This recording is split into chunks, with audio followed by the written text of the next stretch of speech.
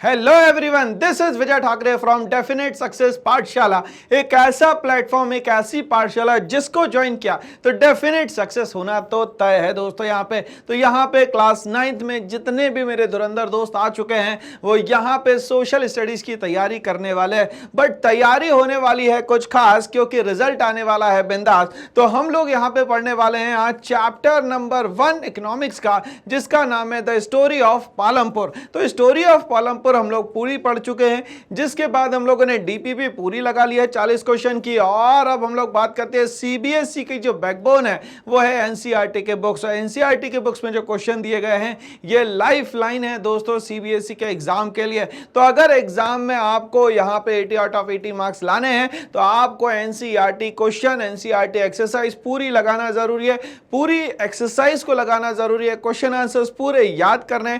याद करने से ज्यादा दोस्तों यहाँ पे समझना है। क्यों? क्योंकि देखा जाए तो 9th और 10th दोनों ही एसएसटी के एग्जाम में 50% सीबीक्यू होते हैं, जिसको हम लोग बोलते हैं कॉम्पिटेंसी बेस्ड क्वेश्चन, जहां पे डेटा तो सामने होता है बट डेटा का आंसर भी यहां पे लॉजिकली देना होता है। तो इस फॉर्म के क्वेश्चन आंसर्स को हम लोग बोलते हैं दोस्तों यहाँ पे सीबीक्यू, मतलब कॉम्पिटेंसी बेस्ड क्वेश्चन। क्लियर है? यहाँ पे क्लियर कट आप लोगों को समझ में आ रहा होगा दोस्तों। तो हम लोग बात करेंगे आज यहाँ पे एनसीईआरटी एक्सरसाइज की। तो चलिए सफरनामा में हम लोग यहाँ पे एंट्री करते हैं एनसीईआरटी एक्सरसाइज के। ठीक है भाई, चलिए। बट सबसे इंपॉर्टेंट ये होता है दोस्तों कि क्वेश्चन अगर समझ में आ गया तो अप्रोच अगर समझ में आ गई तो आंसर देना दोस्तों बहुत ही बेहद ही आसान होता है। बट क्वेश्चन अगर समझ में नहीं आया तो यहाँ पे उलझने दोस्तों यहाँ पे बढ़ जाती है हमारी। तो क्वेश्चन को पहले बहुत इत्मीनान से एक एक शब्द को समझे, पूछना क्या चाह रहा है पहले उसको तहे दिल से एकदम समझ ले, उसके बाद आंसर राइटिंग स्टार्ट करे। नहीं तो पता चल रहा है कि जल्दबाजी में आंसर शुरू कर दिया, बीच में आंसर गायब हो गया, समझ में ही नहीं आ रहा कि आंसर में अब लिखना क्या है। तो पहले दिमाग को समय दे क्वेश्चन को समझने का, उसके बाद आंसर्स को फ्रेम करने का, उसके बाद ही सिंगल वर्ड लिखना शुरू करे और पूरा सेंटेंस और पूरा आंसर यहां पे दोस्तों इस तरीके से कंप्लीट होगा, है ना। तो चलिए स्टार्ट करते हैं दोस्तों। क्वेश्चन नंबर 1 एनसीईआरटी का हमारे सामने आ चुका है। क्या कहता है? कहता है every village in India is served once in 10 year. यहाँ पे जब बात हो रही है कि इंडिया के जितने भी विलेजेस है उसको हर 10 सालों में सर्वे किया जाएगा। ठीक है भाई, जब सर्वे किया जाएगा तो ध्यान से सुनिएगा। इस सर्वे में हमारे पास टोटल इंडिया की अगर बात करें तो आज लगभग 140 करोड़ हमारी पॉपुलेशन है। और इसमें कहा गया कि लगभग हमारा जो इंडिया है वो 28 स्टेट्स,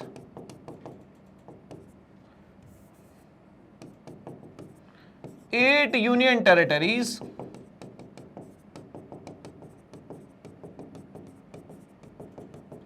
और यहां पे अगर हम लोग बात करें तो यहां पे लगभग हमारे पास 6 लाख विलेजेस है दोस्तों। ठीक है भाई, तो कहानी यहां पे समझ में आ रही है कि इंडिया में 6 लाख विलेजेस है। अब यहां पे 6 लाख विलेजेस कैसे हो गए दोस्तों, ध्यान से समझिएगा। तो जब हम लोगों ने बात करी यहां पे कि ये इतने नंबर ऑफ हमारे पास क्या है स्टेट्स है, तो यहां पे स्टेट्स और इसको हम लोग को मिला के हम लोग बोल देते हैं दोस्तों यूनियन प्लस स्टेट गवर्नमेंट जो है इनको होल्ड कर लेगी। किसको भैया? स्टेट्स को और यूनियन टेरिटरी को। बट ये जो 6 लाख विलेजेस है इसके लिए चाहिए दोस्तों हम लोगों को यहाँ पे लोकल सेल्फ गवर्नमेंट। अब लोकल सेल्फ गवर्नमेंट में भी क्या चाहिए दोस्तों हम लोग को यहाँ पे रूरल इंडिया। और इस रूरल इंडिया में हम लोग बात करते हैं पंचायत की। किसकी बात करते हैं दोस्तों यहाँ पे? पंचायत की। ठीक है भाई, चलिए। तो यहाँ पे बोला गया कि हर 10 सालों में यहाँ पे सेंसस होना है। क्या होना है दोस्तों? यहाँ पे सेंसस। ठीक है भाई, चलिए। तो यहाँ पे जैसे ही सेंसस वर्ड दिमाग में आता है, इसको इजी लैंग्वेज में कहते हैं दोस्तों हम लोग यहाँ पे पॉपुलेशन काउंटिंग।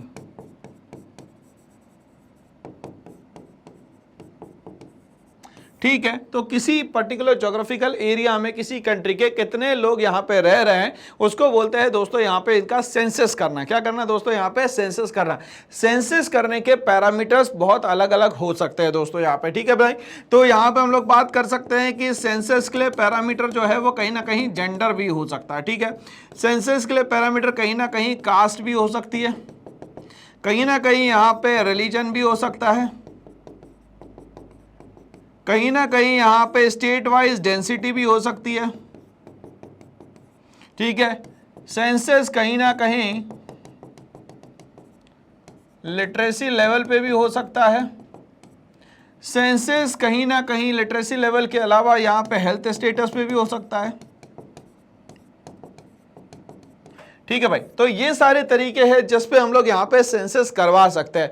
बट सेंसस की शुरुआत कब होती है और कौन इसको यहाँ पे शुरू करता है, इसकी हम लोग बात करते हैं। तो सेंसस की जो शुरुआत होती है दोस्तों, वो होती है यहाँ पे ईयर 1872 में बाय द लॉर्ड मायो।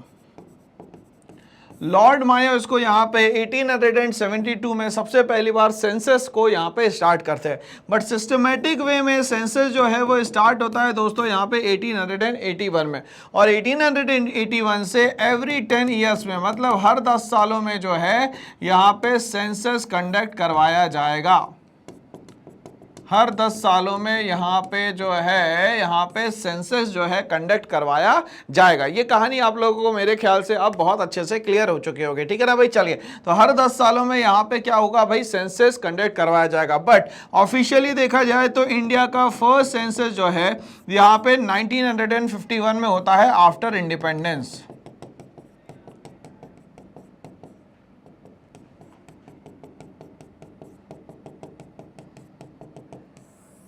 ठीक है भाई, चलिए अब यहाँ पे हम लोग आगे बात करते हैं। तो अभी लेटेस्ट रिसेंटली जो हमारा सेंसस हुआ होगा वो होना चाहिए था 2021 में, बट यहाँ पे कोविड इफेक्ट के कारण बहुत अच्छे से यहाँ पे सेंसस जो है वो यहाँ पे कंप्लीट नहीं हो पाता। ठीक है भाई, क्लियर है यहाँ पे। तो हर 10 साल में जो है यहाँ पे सेंसस किया जाता है, और 1872 से ये सेंसस कंटिन्यूसली किया जा रहा है। 1881 से सिस्टमैटिक वे में चालू होता है, 1951 में आफ्टर इंडिपेंडेंस यहाँ पे सेंसस क्रिएट किया जाता है, और सेंसस पे पॉपुलेशन काउंटिंग बताई जाती है यहाँ पे। और हमारा रिसेंटली जो सेंसस होना चाहिए था वो होना चाहिए था 2021, बट कोविड इफेक्ट के कारण ये सेंसस यहाँ पे एलिजिबल नहीं रहा। ठीक है भाई, चलिए आगे क्या बोलता है। हर 10 सालों में क्या होता है, सेंसस होता है, and some of the details are presented in the following format. अब यहाँ पे बोल रहा है कि कुछ डिटेल्स जो है इस पर्टिकुलर फॉर्मेट पे यहाँ पे फिल की जाती है। Fill up the following based on the information on Palampur. तो सबसे पहले हम लोगों को यहाँ पे बताना है भैया लोकेशन। लोकेशन क्या है भाई यहाँ पे, तो ये जो पालमपुर है उसकी लोकेशन लगभग, क्योंकि ये एक हाइपोथेटिकल विलेज है, तो हाइपोथेटिकल विलेज होने के कारण इसकी लोकेशन जो है हाइपोथेटिकल ही हम बता पाएंगे। बुलंदशहर डिस्ट्रिक्ट क्या हो जाएगी दोस्तों, बुलंदशहर डिस्ट्रिक्ट है ना। और वेस्टर्न उत्तर प्रदेश, तो उत्तर प्रदेश के वेस्टर्न साइड में एक यहाँ पे विलेज था जिसका नाम था पालमपुर, जो कि एक हाइपोथेटिकल विलेज यहाँ पे बताया गया है। ठीक है भाई, चलिए, तो सेंसस से हम लोग पहुंचे हैं कहाँ पे भाई, सेंसस से पहुंचे हैं लोकेशन पे, कि लोकेशन क्या थी यहाँ पे। वो जो जगह स्टोरी ऑफ पालमपुर पड़ी वो जगह जो है डिस्ट्रिक्ट बुलंदशहर में आती थी और वेस्टर्न उत्तर प्रदेश का पार्ट थे। ठीक है भाई, total area of the village approximately अगर हम लोग देखें तो टोटल एरिया जो है लगभग 200 हेक्टेयर से ज्यादा था, और यहां पे देखा जाए तो टोटल हेक्टेयर जो है लगभग 226 हेक्टेयर था। क्या था दोस्तों यहाँ पे, 226 हेक्टेयर था total area of the village यहाँ पे। ठीक है भाई, चलिए आगे बढ़ते हैं। लैंड यूज की हम लोग अगर बात करेंगे इन हेक्टेयर, तो लैंड यूज जो है वो अलग अलग तरीके से यहाँ पे होता था। 226 हेक्टेयर कैसे डिवाइड किया था हम लोगों ने यहाँ पे ये भी समझेंगे। ठीक है भाई, चलिए ध्यान से समझिएगा।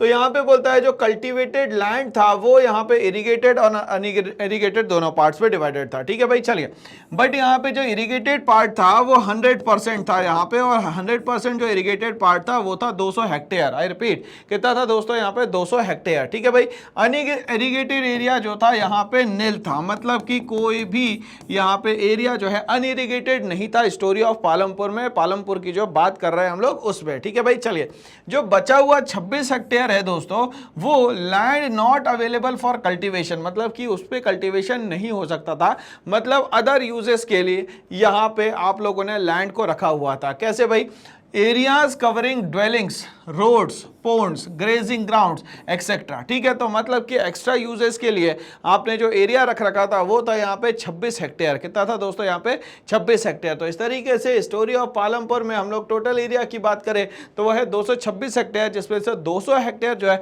100% इरीगेटेड एरिया है और 100% वो कल्टिवेटेड एरिया है, जहाँ पे बहुत सारी फैमिली जो है क्या करती है भाई, इरीगेशन की मदद से यहाँ पे एग्रीकल्चर करती है। बट सर ये कितनी नंबर ऑफ फैमिलीज की आप बात करना चाह रहे हैं यहाँ पे, तो इसको हम लोगों को ध्यान से समझना पड़ेगा। ठीक है भाई, चलिए, तो यहाँ पे अगर नंबर ऑफ फैमिलीज की हम लोग बात करते हैं तो नंबर ऑफ फैमिलीज में सबसे पहले आ जाती है यहां पे टोटल फैमिली। तो टोटल फैमिली जो थी वहां पे थी दोस्तों 450 फैमिली। 450 फैमिली का 1/3 जो है वो लोग यहां पे दलित थे, ठीक है। दूसरा वो यहां पे लैंडलेस थे,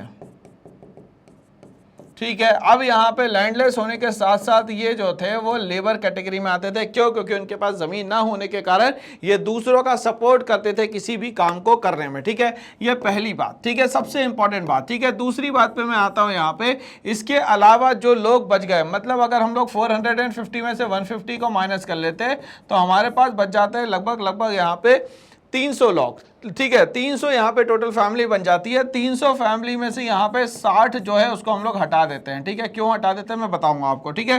तो ये जो 200 फैमिली है, इन लोगों के पास लेस देन 2 हेक्टेयर लैंड हुआ करता था, ठीक है। जहां पे काम करने के लिए इन्हीं के फैमिली मेंबर जो है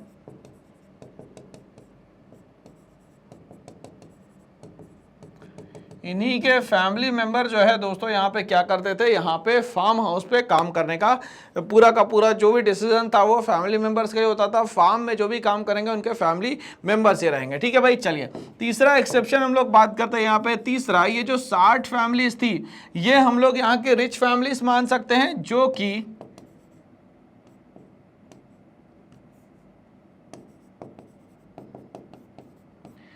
कि यहाँ पे 2 हेक्टेयर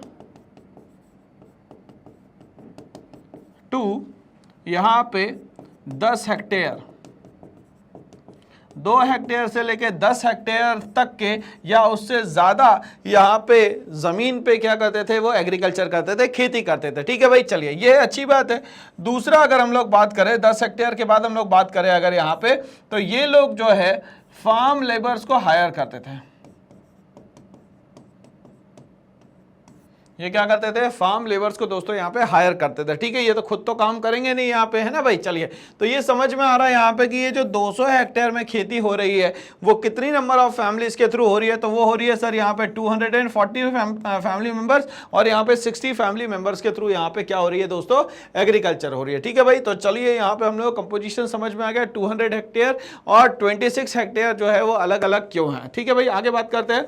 जब हम लोग बात करेंगे इस विलेज में अलग अलग फैसिलिटीज की, तो यहाँ पे क्या क्या था, इससे हमारे पूरे चैप्टर का जिस्ट निकल जाएगा कि किस तरीके का इंफ्रास्ट्रक्चर जो था ये पालमपुर विलेज में यहाँ पे एस्टैब्लिश था। तो चलिए एक एक पॉइंट को बहुत ध्यान से समझिएगा क्योंकि ये एग्जाम के लिए या एग्जाम पर्पस के लिए बहुत ज्यादा इंपॉर्टेंट है, ठीक है भाई। चलिए एक एक चीज को यहाँ पे हम लोग समझते हुए चलेंगे दोस्तों। यहाँ पे सबसे पहले अगर हम लोग बात करें पॉइंट नंबर 1 वो होता है एजुकेशन, ठीक है भाई। तो एजुकेशन में अगर हम लोग बात करें तो 2 प्राइमरी स्कूल हुआ करता था और एक हाई स्कूल हुआ करता था, मतलब एजुकेशन फैसिलिटी ऑलरेडी इस विलेज पालमपुर में हुआ करती थी, ठीक है। दूसरा अगर हम लोग बात करें मेडिकल फैसिलिटी के, तो मेडिकल फैसिलिटी के यहाँ पे 1 प्राइमरी हेल्थ सेंटर हुआ करता था और एक प्राइवेट डिस्पेंसरी थी, मतलब कि ये लोग अच्छे थे एजुकेशन में, ये लोग दोस्तों अच्छे थे हेल्थ में, ठीक है भाई। चलिए एजुकेशन और हेल्थ में तो अच्छा हो गया काम इनका। चलिए इसके बाद अगर हम लोग तीसरी बात करें मार्केट की, तो रायगंज और शाहपुर जो था इनके नियर बाय मार्केट्स हुआ करते थे, जहां पे ये लोग जो भी प्रोडक्शन करते थे चीज़ों का उसको बेचने के लिए, मतलब उसके कंजप्शन के लिए या तो ये यहाँ पे रायगंज में भेजेंगे या तो ये शाहपुर में भेजेंगे, ठीक है भाई। चलिए मतलब कि यहाँ पे एजुकेशन, हेल्थ और यहाँ पे स्टार्ट हो गई दोस्तों किसी तरीके से इकोनॉमिक एक्टिविटी। चलिए तो ये 3 पॉइंट हम लोगों को समझ में आ गए। चौथे पॉइंट पे आते हैं भैया इलेक्ट्रिसिटी सप्लाई के, ठीक है। मतलब यहाँ पे बात हो रही है पावर सप्लाई की। तो हम लोगों ने देखा था कि पावर सप्लाई जो है मेनली ट्यूबवेल्स को रन करने में हेल्प करती थी, ठीक है ना भाई। ट्यूबवेल्स को रन करने के लिए भी तो हमें क्या चाहिए, अच्छा खासा पावर चाहिए।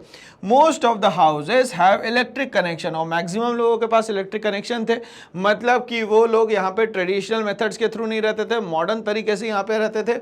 Electricity powers all the tubewell tubewells in the fields. अब यहाँ पे बोल रहा है कि इलेक्ट्रिसिटी पावर्स में सभी जो इलेक्ट्रिसिटी है मैक्सिमम ट्यूबवेल्स में यूज की जाती थी, ट्यूबवेल्स से पानी निकालने में इसका इस्तेमाल किया जाता था इन the fields and is use in the various types of small businesses. और यहाँ इलेक्ट्रिसिटी को ट्यूबवेल्स के रनिंग में तो यूज किया ही जा रहा है, दूसरा यहाँ पे अलग अलग बिजनेसेस में भी इस इलेक्ट्रिसिटी या इस पावर का यहाँ पे इस्तेमाल किया जा रहा है। तो यहाँ पे हम लोग लिख सकते हैं ट्यूबवेल प्लस यहाँ पे बात हो रही है स्मॉल बिजनेस की।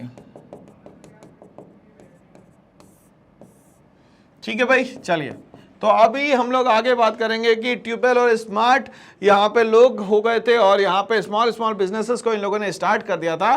फिर यहाँ पे बात करेंगे दोस्तों हम लोग कम्युनिकेशन की। कम्युनिकेशन का मतलब होता है लोग एक दूसरे से कैसे कनेक्ट हो पाएंगे। तो दोस्तों यहाँ पे एक दूसरे से कनेक्ट होने के लिए यहाँ पे एक अच्छा इंफ्रास्ट्रक्चर चाहिए, जैसे कि यहाँ पे बहुत अच्छा हमें ट्रांसपोर्ट चाहिए। ठीक है, ट्रांसपोर्ट के लिए दोस्तों हम लोगों को यहाँ पे ऑल वेदर रोड चाहिए। ठीक है ना भाई, चलिए अब यहाँ पे क्या बोलता है, well connected with neighbouring villages and towns. तो ये पालमपुर जो था वो यहाँ पे वेल कनेक्टेड था, यहाँ पे टाउन से भी और दूसरा विलेजेस से भी। ठीक है भाई, 3 किलोमीटर फ्रॉम द रायगंज। तो ये पालमपुर से आगे क्या पड़ेगा दोस्तों, यहाँ पे रायगंज, और रायगंज से आगे क्या पड़ेगा दोस्तों, यहाँ पे शाहपुर। क्या पड़ेगा दोस्तों, यहाँ पे Shahpur. All weather road connect it to the Raiganj and further on to the Shahpur. तो मतलब पालमपुर से जाएंगे रायगंज, रायगंज से जाएंगे दोस्तों यहाँ पे शाहपुर, और वहां होने वाली है क्या, एक अच्छी मार्केटिंग, एक अच्छी स्ट्रेटेजी यूज होने वाली है, जिससे यहाँ पे चीजों का प्रोडक्शन जो भी यहाँ पे पालमपुर में हुआ या रायगंज में हुआ ये मार्केट में सोल्ड आउट हो सके। ठीक है भाई, Many kinds of transport like bullock carts. अब यहाँ पे ट्रांसपोर्ट के लिए हम लोगों के पास क्या क्या अवेलेबल था, तो बुलक कार्ट्स थे, टोंगास था, बोगीज थी, मोटरसाइकिल्स थी, जीप्स थी, ट्रैक्टर्स थे और ट्रक्स थे।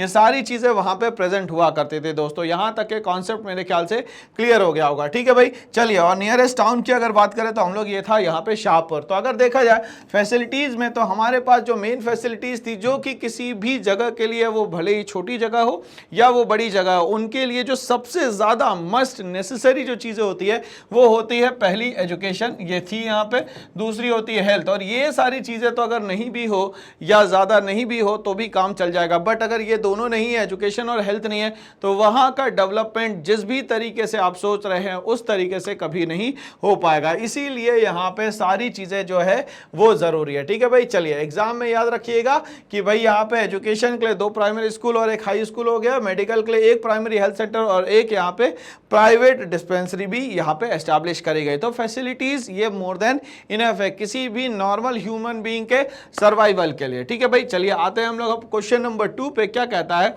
Modern farming methods require more inputs which are manufactured in industry, do you agree. तो चलिए हम लोग बात करते हैं मॉडर्न फार्मिंग मेथड्स के। तो ये फार्मिंग होता क्या है, फार्मिंग का मतलब होता है कि एक पर्टिकुलर एरिया में यहाँ पे अलग अलग तरीके के क्रॉप्स को लगाना कहलाता है यहाँ पे फार्मिंग। अब यहाँ पे अगर हम लोग बात करें तो फार्मिंग इंडिया में किस तरीके से हो सकती है, पहले हम लोग इसको समझने की कोशिश करते हैं। ठीक है भाई, तो फार्मिंग के लिए सबसे पहले हम लोग को ये समझना जरूरी है कि इंडिया में जो है वो सीजन्स कितने होते हैं। ठीक है भाई, तो इंडिया के सीजन्स की अगर मैं बात करूं तो हमारे पास 3 सीजन हो गए यहाँ पे। पहला हो गया दोस्तों खारिफ, दूसरा हो गया दोस्तों यहाँ पे राबी, और तीसरा हो गया दोस्तों यहाँ पे जायद। ठीक है भाई, चलिए अब यहाँ पे जब हम लोग खारिफ की बात करते हैं तो खारिफ जो है लगभग स्टार्ट होता है जून जुलाई से लेके, और ये चलता है दोस्तों यहाँ पे अक्टूबर तक का। ठीक है भाई, अगर हम लोग बात करें यहाँ पे राबी की तो ये स्टार्ट हो जाता है दोस्तों यहाँ पे नवंबर से, और ये लगभग चलता है दोस्तों यहाँ पे मार्च तक के। जायद स्टार्ट होता है दोस्तों यहाँ पे अप्रैल से, और ये लगभग 3 महीने चलता है, अप्रैल मई और जून तक है। तो इस तरीके से देखा जाए तो ये पूरा जो कंट्री का डिवीजन है यहाँ पे किस सिस्टम पे, तो ये एग्रीकल्चर सिस्टम पे, तो ये 3 अलग अलग पार्ट्स में बांटा गया है। ठीक है भाई, चलिए बट यहाँ पे एक बात याद रखनी है सर, जब हम लोग खरीफ क्रॉप की बात करेंगे तो इस समय जो सीजन चलेगा उसको बोलेंगे यहाँ पे मानसून, बट यहाँ पे जब राबी सीजन आ जाएगा तो इसको कहेंगे दोस्तों हम लोग यहाँ पे विंटर, और यहाँ पे जब ये जायद सीजन आ जाएगा तो इसको हम लोग बोलेंगे यहाँ पे समर। ठीक है भाई, कहानी यहाँ तक है क्लियर। चलिए अब हम लोग आगे यहाँ पे बढ़ते हैं कि यहाँ पे इनने बोला कि हमें अब मॉडर्न फार्मिंग कर रही है, मतलब कि मल्टीपल यहाँ पे अलग अलग तरीके से जो है वो क्रॉप्स को लगाना है। क्यों? क्योंकि हर क्रॉप यहाँ पे प्रोड्यूस हो जाए, ग्रेन्स बन जाए, ये ज़रूरी दोस्तों यहाँ पे नहीं है। ठीक है भाई, बट इंडिया में अभी तक की ये प्रॉब्लम चल रही थी कि इंडिया जो है इंडिपेंडेंट होता है 1947 में, 1950 में इंडिया जो है वो रिपब्लिक हो जाता है,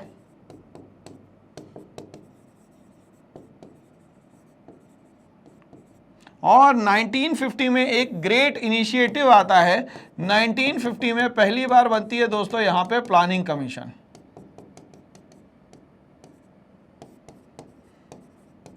और इस प्लानिंग कमीशन में यहाँ रेकमेंड किए जाते हैं दोस्तों 5 ईयर प्लान।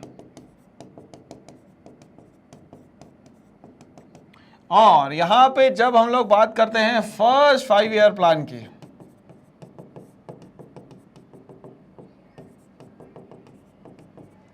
तो ये जो फर्स्ट 5 ईयर प्लान है ये स्टार्ट होता है दोस्तों 1951 से लेकर 1956 तक के। ठीक है, ये फर्स्ट 5 ईयर प्लान में जो 1951 से लेकर 1956 तक के चलता है, इसमें हम लोगों को बात ये याद रखनी है कि ये जो फर्स्ट 5 ईयर प्लान बनाया गया, ये बनाया गया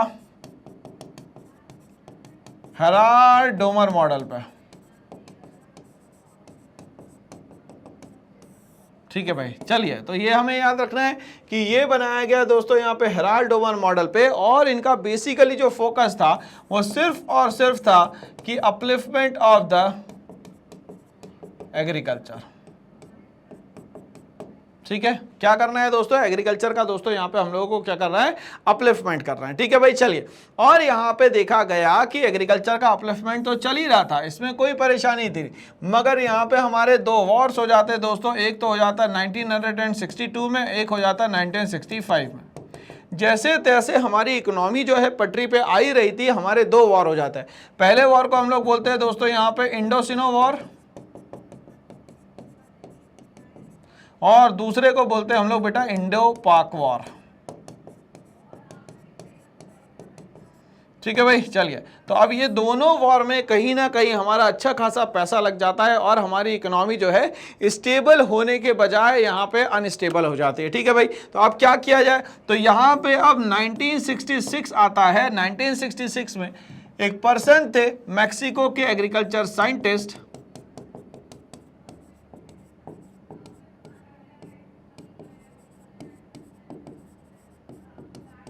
जिनका नाम था नॉर्मन बोरलॉग।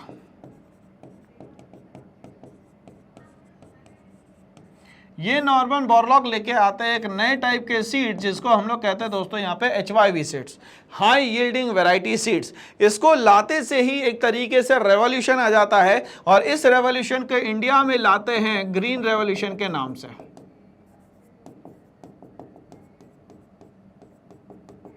और ग्रीन रेवोल्यूशन को इंडिया में लाने का नाम जो व्यक्ति करते हैं, बहुत ही इंपॉर्टेंट है दोस्तों ये हमारे लिए, उनका नाम है यहाँ पे MS स्वामीनाथन।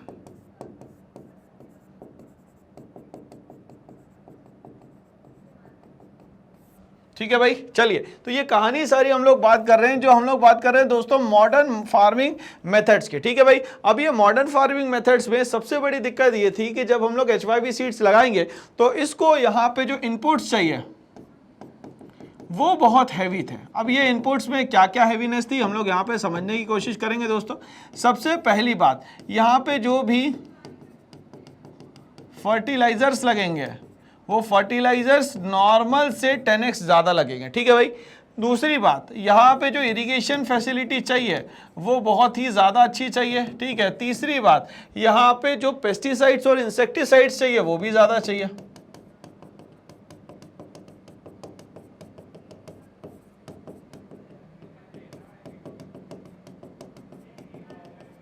तो इसी के कारण कहीं ना कहीं ये HYV सीड जो है ऑल ओवर द इंडिया में यहाँ पे एक्सपेरिमेंटल बेसिस पे नहीं लगाए गए, और ये लगाए गए इंडिया के 3 मेन प्लेसेस पे। कौन कौन सी वो जगह थी हम लोग देखते हैं। सबसे पहले लगाया गया दोस्तों इसको यहाँ पे पंजाब में, दूसरा लगाया गया दोस्तों इसको हरियाणा में, और तीसरा लगाया दोस्तों यहाँ पे वेस्टर्न यूपी में।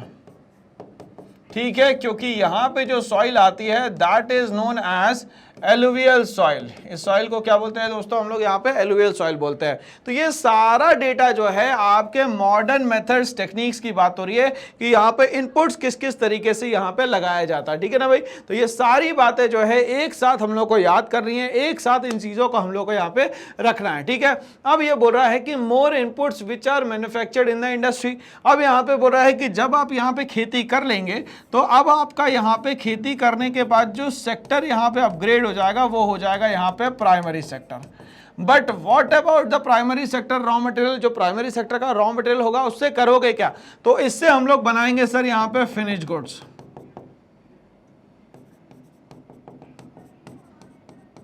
इस फिनिश गुड्स में हम लोग यूज करेंगे दोस्तों सेकेंडरी सेक्टर का।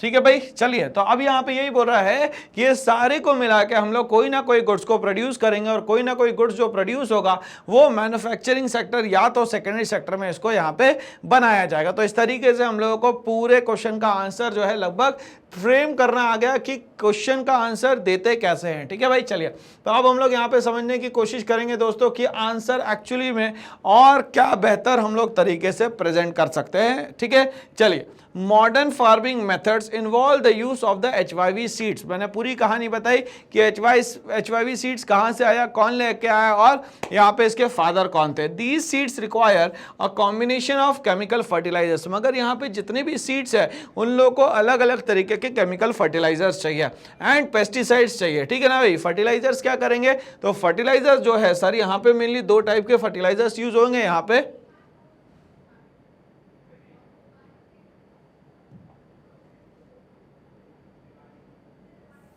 एक तो होगा दोस्तों यहाँ पे NPK और दूसरा हो जाएगा यहाँ पे DAP। इन दोनों को ही यूज करके यहाँ पे फर्टिलाइजर्स कहा जाएगा। और फर्टिलाइजर जो करते हैं वो एक काम करते हैं कि ये जो भी क्रॉप्स होता है उसको यहाँ पे अपलिफ्ट करने का काम करते हैं। आई रिपीट, क्रॉप्स को यहाँ पे अपलिफ्ट करने का काम जो होता है वो होता है दोस्तों यहाँ पे फर्टिलाइजर्स का, ठीक है। और पेस्टिसाइड्स क्या करते हैं दोस्तों, तो ये पेस्ट कंट्रोल करते हैं। मतलब यहाँ पे जितने भी इंसेक्ट्स और ये सब आते हैं उन सबको कंट्रोल करने का काम जो है वो यहाँ पे पेस्टिसाइड्स करते हैं। Agriculture implements like tractors. अब यहाँ पे अगर मान लेते हैं इतना बड़ा मेथड यूज करना है, इतनी सारी फार्मिंग करनी है, ह्यूज लेवल पे अगर हम लोगों को यहाँ पे सारा का सारा फार्म मटेरियल प्रोड्यूस करना है तो उसके लिए हम लोगों को यहाँ पे लगेंगे भाई टूल्स में सबसे इंपॉर्टेंट जो होगा वो ट्रैक्टर्स। हम लोग यहाँ पे ट्रेडिशनल मेथड से बुलक्स के हेल्प से करेंगे तो ये बहुत टाइम टेकन हो जाएगा दोस्तों। तो यहाँ पे इसका यूज करेंगे हम लोग मॉडर्न मशीनरी में ट्रैक्टर्स का। प्रॉपर इरिगेशन फैसिलिटीज का यूज करेंगे like electric tubewell to produce the best result, ठीक है। तो कैनाल्स के थ्रू हम लोग क्या करेंगे, यहाँ पे इरिगेशन फैसिलिटी पहुंचाने का काम करेंगे जिससे कि यहाँ पे तीनों जो कि हम लोग बात कर रहे हैं खरीफ, राबी और जायद, तीनों सीजन्स में अलग अलग तरीके से जिस भी क्रॉप का हम लोग प्रोडक्शन करना चाहते हैं वो यहाँ पे बेहतर से बेहतर कर पाएंगे, ठीक है भाई। चलिए, all this elements are manufactured in industry. यहाँ पे बोल रहा है जितने भी यहाँ पे एलिमेंट्स है उनको मैन्युफैक्चर्ड किया जा सकता है कहाँ पे, इंडस्ट्रीज में। क्यों? क्योंकि यहाँ पे मॉडर्न फार्मिंग अगर हम लोग करेंगे तो हम लोग बनाएंगे यहाँ पे रॉ मटेरियल, और रॉ मटेरियल ही जो है वो बेसिक नेसेसिटीज है किसका, तो वो बेसिक नेसेसिटीज है दोस्तों यहाँ पे वो मैन्युफैक्चरिंग सेक्टर का, या तो हम लोग बोलते हैं इसको हम लोग यहाँ पे सेकेंडरी सेक्टर, ठीक है। यहाँ पे आगे बोलता है दोस्तों यहाँ पे all these elements are manufactured in industries, hence it would be right to say that modern farming methods make use of greater number of industrial outputs। अब यहाँ पे ये बोल रहा है कि जो मॉडर्न फार्मिंग मेथड्स है वो कहीं ना कहीं यहाँ पे इंडस्ट्रियल आउटपुट्स को जो है वो सपोर्ट करते हैं as compare to the traditional farming method. तो यहाँ पे आज जो वक्त की जरूरत है, वक्त की नजाकत को समझिए कि यहाँ पे जितनी भी मॉडर्न मशीनरी है वही एग्रीकल्चर को अपलिफ्ट कर पाएगी। अदरवाइज अगर मॉडर्न मशीनरी नहीं होगी तो अब हम लोग जो पुराने ट्रेडिशनल मेथड से मशीनरी का इस्तेमाल करेंगे ये टाइम टेकन हो जाएगा, मोर रिस्कियर हो जाएगा, और हमारे पास टाइम है नहीं। और टाइम अगर नहीं मिला तो उसी समय पे ये जो क्रॉप है वो प्रॉपर्ली टाइम पे नहीं लगने के कारण ये प्रॉपर्ली क्या नहीं हो पाएंगे, जर्मिनेट नहीं हो पाएंगे, और फाइनली हमारा जो ग्रेन का अपलिफ्टमेंट होता है या जो हार्वेस्टिंग होता है उसको करना बहुत ही डिफिकल्ट यहाँ पे हो जाएगा। तो इस तरीके से हम लोगों ने ये तो क्लियर कर लिया सर कि जो हार्वेस्टिंग होती है वो सबसे इंपॉर्टेंट होती है, सोइंग का टाइम सही होना चाहिए, और जो HYV सीड्स लगाए जा रहे हैं उसमें जो इनपुट्स है वो बहुत इंपॉर्टेंट होता है। इनपुट्स मतलब कि सीधी बात है यहाँ फर्टिलाइजर्स की, सीधी बात है इरिगेशन फैसिलिटी की, और यहाँ पे लेबर जो है वो बैक टू बैक यहाँ पे चाहिए, जिसके बिना यहाँ पे प्रोडक्शन नहीं हो सकता। तो बात करेंगे हम लोग यहाँ पे भैया क्वेश्चन नंबर 3 हमारे स्क्रीन पे आ चुका है। कहता है ये, how did the spread of electricity help farmers in Palampur. तो आपको ये पता है कि बहुत सारी बेसिक नेसेसिटीज होती है किसी भी इंडस्ट्रीज के लिए, वो हम लोग बात करें एग्रीकल्चर इंडस्ट्री, वो बात करें हम लोग यहाँ पे अगर मैन्युफैक्चरिंग इंडस्ट्री की, या अगर हम लोग बात करते दोस्तों यहाँ पे टर्शरी इंडस्ट्रीज की, तो ये सारी इंडस्ट्रीज को बेसिक नेसेसिटीज लगती है, जो कि यहाँ पे सबसे बेसिक नेसेसिटी हमें समझ में आती है, that is known as electricity. तो आप अपने आसपास में जो भी जगहों पे जहां पे भी है उसके आसपास में देखेंगे तो 99% चीजें जो है कहीं ना कहीं इलेक्ट्रिसिटी बेस्ड होंगी, ठीक है। खाना बनाने से लेके, नहाने से लेके, काम करने से लेके, पढ़ने से लेके, सारी चीजें कहीं ना कहीं 90 to 99% जो है यहाँ पे इलेक्ट्रिसिटी पे बेस्ड है। तो यहाँ पे अगर पालमपुर में भी इलेक्ट्रिसिटी पहुंच जाएगी तो क्या फायदा होगा सर? दो तरीके से फायदा होगा। एक तो जो स्मॉल बिजनेसेस खोल के बैठे हुए हैं, स्मॉल स्केल इंडस्ट्रीज ओपन खोल के करके बैठे हुए हैं, उन सारे लोगों को यहाँ पे मदद होगी किसी चीज के प्रोडक्शन करने में। दूसरा, यहाँ पे इलेक्ट्रिसिटी की सीधे सीधे जो लिंक है वो है इरिगेशन फैसिलिटीज के लिए, जिसमें हम लोग कंसीडर करते हैं ट्यूबवेल्स को। ट्यूबवेल्स को अगर हम लोगों को चलाना है तो बिना पावर के नहीं चलाया जा सकता, तो इलेक्ट्रिसिटी जो है वहां पे इरिगेशन के लिए भी बहुत ज्यादा यहाँ पे जरूरी है, ठीक है भाई। चलिए, बट हम लोग बात करें अगर इंडिया में, तो इंडिया में इलेक्ट्रिसिटी प्रोड्यूस कहां से होगी, इलेक्ट्रिसिटी आएगी कहां से, ठीक है भाई। चलिए, तो ध्यान से समझिएगा।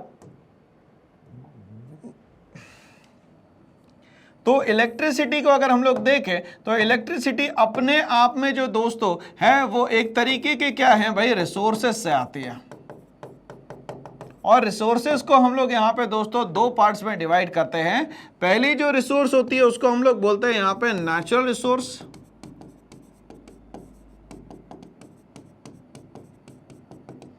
और दूसरे जो है उसको हम लोग बोल देते हैं यहाँ पे मैन मेड, ठीक है। अब यहाँ पे जब मैन मेड रिसोर्सेज की बात होती है तो इलेक्ट्रिसिटी जो है मैन मेड रिसोर्स है। क्यों? क्योंकि हम लोग इलेक्ट्रिसिटी को यहाँ पे बनाते हैं, ठीक है भाई। बट यहाँ पे अगर हम लोग बात करें तो रिसोर्सेज को हम लोग यहाँ पे दो तरीके से और बांटते हैं। पहला जो हो गया उसको हम लोग बोलते हैं यहाँ पे रिन्यूएबल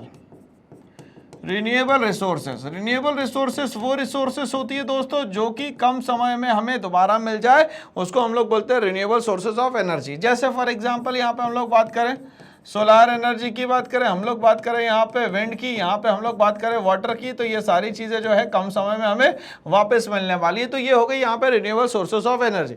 बट अगर हम लोग यहाँ पे आगे बढ़ते हैं दोस्तों, तो यहाँ पे दूसरी बात होती है non renewable sources of energy की।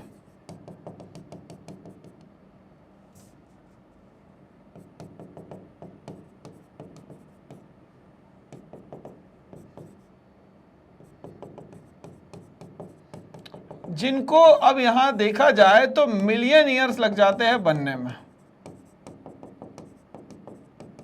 ठीक है भाई। कितने साल लग जाते हैं दोस्तों? मिलियन ईयर्स लग जाते हैं चीजों को यहाँ पे बनने में, ठीक है भाई। चलिए, अब ध्यान से समझिएगा।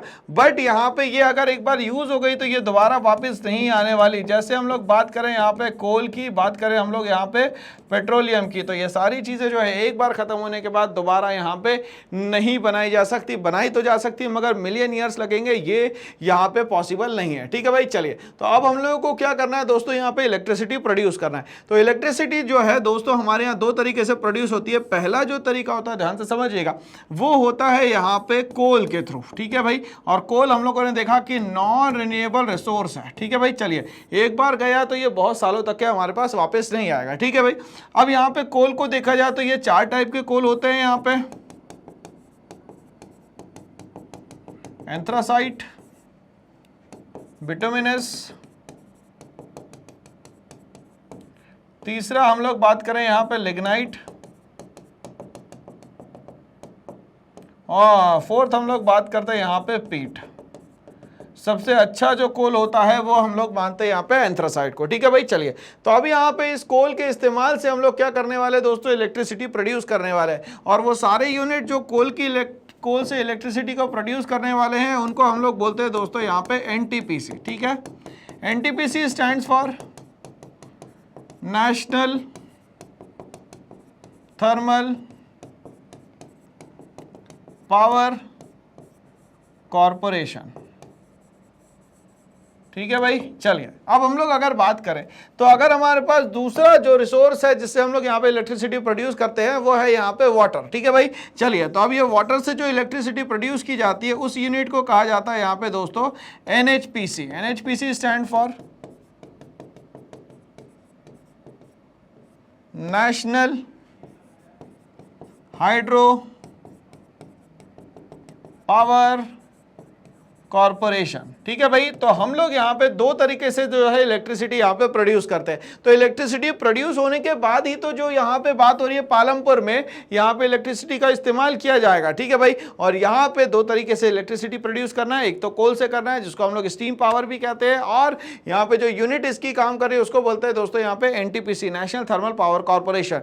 पानी से अगर इलेक्ट्रिसिटी प्रोड्यूस करना है तो उसको हम लोग बोलेंगे दोस्तों यहाँ पे NHPC, national hydro power corporation. ठीक है भाई, चलिए इसको याद रखिएगा, एग्जाम में आपको ये काम आने वाले हैं। ठीक है भाई, चलिए तो अब यहाँ पे आगे बढ़ते हैं और पालमपुर की जो स्थिति है उसको समझने की यहाँ पे कोशिश करते हैं। ठीक है भाई, चलिए the spread of electricity has helped. अब यहाँ पे जो इलेक्ट्रिसिटी का स्प्रेड होता है, धीरे धीरे करके इलेक्ट्रिसिटी जो यहाँ पे फैलने लगती है, help the farmers of Palampur villages in the following veg. किस किस तरीके से यहाँ पे पालमपुर विलेज वाले जो लोग होते हैं उनको ये किस तरीके से यहाँ पे मदद करता है। ठीक है, most of the houses have electric connection. ठीक है, इलेक्ट्रिक कनेक्शन अगर घरों में होंगे तो जाहिर सी बात है वर्किंग कैपेसिटी जो है यहाँ पे ज़्यादा बढ़ पाएगी। अगर इलेक्ट्रिसिटी नहीं होगी तो ये morning 6 AM to evening 6 PM तक के तो काम कर लेंगे, मगर आफ्टर 6 PM टू अगर कोई यहाँ पे मान लेते हैं 11 PM काम करना चाहता है तो ये वाला जो टाइम है वो क्या हो जाएगा दोस्तों, यहाँ पे अनप्रोडक्टिव हो जाएगा। और यहाँ पे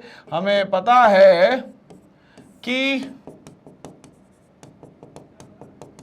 टाइम इज गॉड, समय ही भगवान है। ठीक है, तो समय भगवान है तो समय का यूटिलाइजेशन करना है, तो उसके लिए जो फैसिलिटीज चाहिए उसमें इलेक्ट्रिसिटी जो है सबसे इंपॉर्टेंट फैक्टर यहाँ पे रहता है। ठीक है भाई, पहली बात यहाँ पे खत्म होती है। दूसरी बात, electricity is use to run tubewells in the field. अब यहाँ पे इलेक्ट्रिसिटी जो है वो ट्यूबवेल्स को यहाँ पे रन करने में इस्तेमाल की जाती थी, बट ध्यान से समझिएगा हमेशा ट्यूबवेल्स में पानी रहे ऐसा ज़रूरी नहीं है। तो कम पानी में भी यहाँ पे ट्यूबवेल्स के थ्रू हम लोग अच्छी खासी यहाँ पे खेती कर सकते हैं। उसके लिए हमारे पास दो मेथड है। पहला जो मेथड है उसको हम लोग बोलते हैं बेटा यहाँ पे ड्रिप इरिगेशन।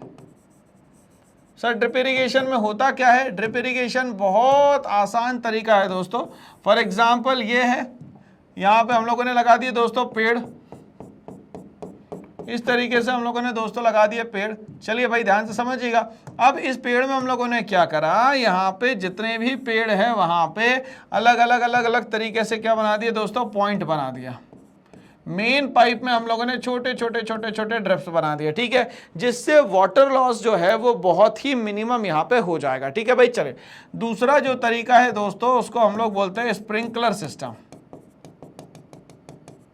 अगर कम पानी है तो ये स्प्रिंकलर सिस्टम भी यहाँ पे काम कर जाएगा और ड्रिप इरिगेशन भी यहाँ पे काम कर जाएगा। ठीक है भाई, तो इस स्प्रिंकलर सिस्टम में कुछ नहीं होता है, एक मेन पाइप से कुछ पाइप्स जोड़ दिए जाते हैं एक पर्टिकुलर एरिया के लिए और यहाँ पे इस पे लगा दिए जाते हैं दोस्तों यहाँ पे स्प्रिंकलर। ठीक है, जो कि यहाँ पे ये रोटेट होते चले जाते हैं और एक पर्टिकुलर एरिया को यहाँ पे कवर करते हुए चले जाते हैं। तो इस स्प्रिंकलर सिस्टम से और हम लोग ड्रिप इरिगेशन से दोनों ही तरीके से यहाँ पे कम पानी में भी अच्छी खासी यहाँ पे खेती कर सकते हैं। ठीक है भाई, चलिए कहानी क्लियर, आगे बढ़ते हैं।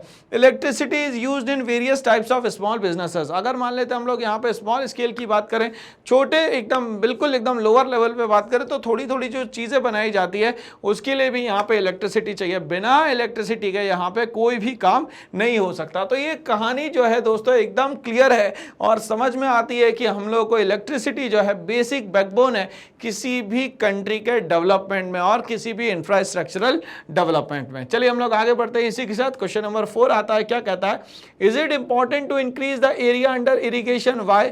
क्या यहाँ पे एरिया अंडर इरिगेशन जो है इसको हम लोगों को बढ़ाना चाहिए, जबकि हम लोगों को पता है कि 200 हेक्टेयर एरिया पे ऑलरेडी यहाँ पे खेती की जा रही है, मगर ये एरिया बढ़ाना चाहिए। तो एरिया बढ़ाने का मेन रीजन जो होगा वो होगा दोस्तों यहाँ पे पॉपुलेशन जहां जब जैसे बढ़ेगी ऑटोमेटिकली यहाँ पे प्रॉब्लम जो है ज्यादा से ज्यादा क्रिएट होना शुरू हो जाएगी, और ज्यादा इरिगेशन एरिया और ज्यादा हम लोगों को कल्टीवेटेड एरिया की यहाँ पे जरूरत पड़ेगी। ठीक है भाई, चलिए।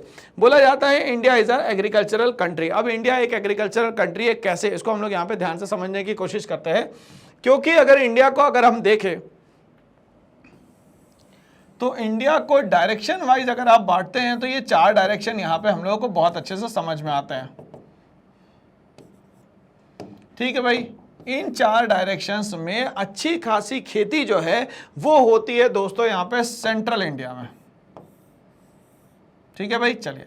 अब सेंट्रल इंडिया के आसपास की अगर हम लोग बात करें तो ये वाला एरिया और हम लोग यहाँ पे थोड़ा सा ले सकते हैं। ठीक है भाई, चलिए। एक्सट्रीम सदर्न एरिया में भी खेती बहुत अच्छी नहीं होती है, एक्सट्रीम नॉर्थ में भी नहीं होती है, एक्सट्रीम वेस्ट में भी नहीं होती है, एक्सट्रीम ईस्ट में भी नहीं होती।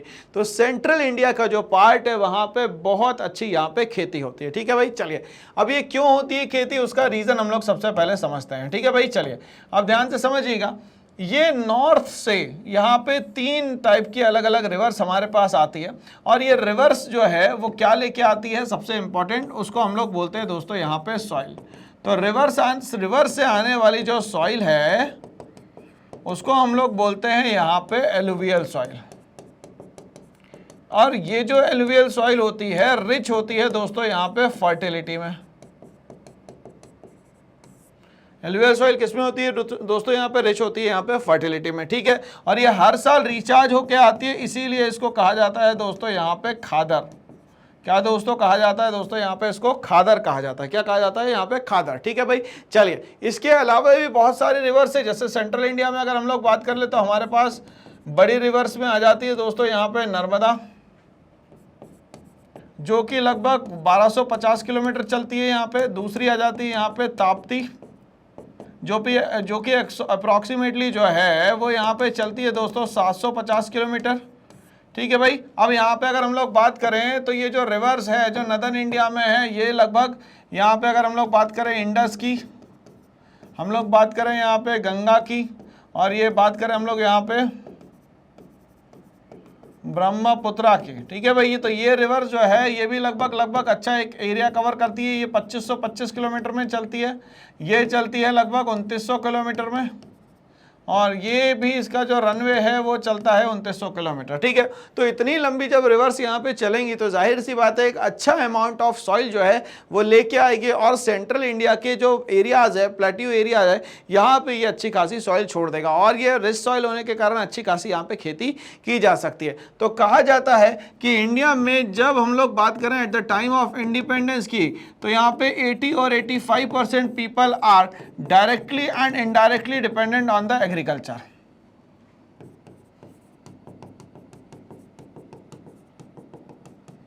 तो डायरेक्टली और इनडायरेक्टली जो है किस पे डिपेंडेंट होता है दोस्तों, ये यहाँ पे एग्रीकल्चर पे। तो इंडिया इसीलिए क्या कहलाती है दोस्तों, यहाँ पे एक एग्रीकल्चर कंट्री कहलाती है। दूसरा, इंडिया में जो मानसून आता है दोस्तों वो आता है यहाँ पे साउथ वेस्ट मानसून। ठीक है, मतलब इंडिया का मानसून एंट्री करेगा यहां से, और इस तरीके से ये नॉर्थ ईस्ट के तरफ जाएगा। ठीक है भाई, क्लियर है। तो इस तरीके से ये सेंट्रल इंडिया को भी पूरी तरीके से ये कवर करते हुए चला जाएगा। ठीक है भाई, चलिए। तो यहाँ पे ये बोलता है कि इंडिया जो है एक एग्रीकल्चर कंट्री है, जिसमें हम लोग बात करेंगे कि टोटल एरिया में of the total cultivated area in the country a little less than 40% is irrigated.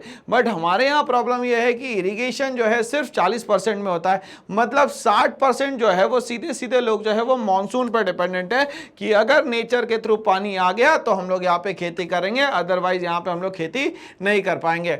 Less than 40% is irrigated even today. और आज की बात कर रहे हैं हम लोग, आज की जो 2024 का समय चल रहा है तब की बात बात कर रहे हैं। In the remaining areas farming is largely dependent on rainfall. अब यहाँ पे अगर हम लोग बात कर ले तो फार्मिंग जो है मेनली किस पे डिपेंडेंट होती है दोस्तों, वो होती है रेनफॉल पे डिपेंडेंट। और इंडिया की जो है फार्मिंग मेनली डिपेंडेंट है रेनफॉल पे, 60% फार्मिंग डिपेंडेंट है। इन India rainfall is not regular और इरिगेशन इज इंपॉर्टेंट। अब यहाँ पे इंडिया जो है वो बहुत ज़्यादा यहाँ पे रेनफॉल पे डिपेंडेंट है, और रेनफॉल यहाँ पे हर साल बेहतर से बेहतर आ जाए ये यहाँ पे पक्का नहीं है। ठीक है, ध्यान से सुनिएगा। अगर मान लेते हैं अल नीनो या तो ला नीनो इफेक्ट आ गए तो यहाँ पे भी कहीं ना कहीं एक तरीके का ये डेंजर सिंबल होता है हमारे लिए। ठीक है, तो अल नीनो और ला नीनो का इफेक्ट भी कहीं ना कहीं यहाँ पे हर्ट करता है हमारे ये मॉनसून सिस्टम को। ठीक है भाई, चलिए ध्यान से समझिएगा। In India rainfall is not regular and irrigation is important to get better crop yield. अब ये किसके लिए जरूरी है, तो अच्छे क्रॉप यील्ड के लिए यहाँ पे ये जरूरी है। And hence it is important to increase the areas under irrigation. इसीलिए हम लोगों को आज इरिगेशन एरिया को धीरे धीरे करके यहाँ पे बढ़ाना है। ठीक है, अब इरिगेशन एरिया को बढ़ाने के लिए हम लोगों को क्या करना पड़ेगा दोस्तों, ज्यादा से ज्यादा हम लोगों को वाटर हार्वेस्टिंग करनी पड़ेगी।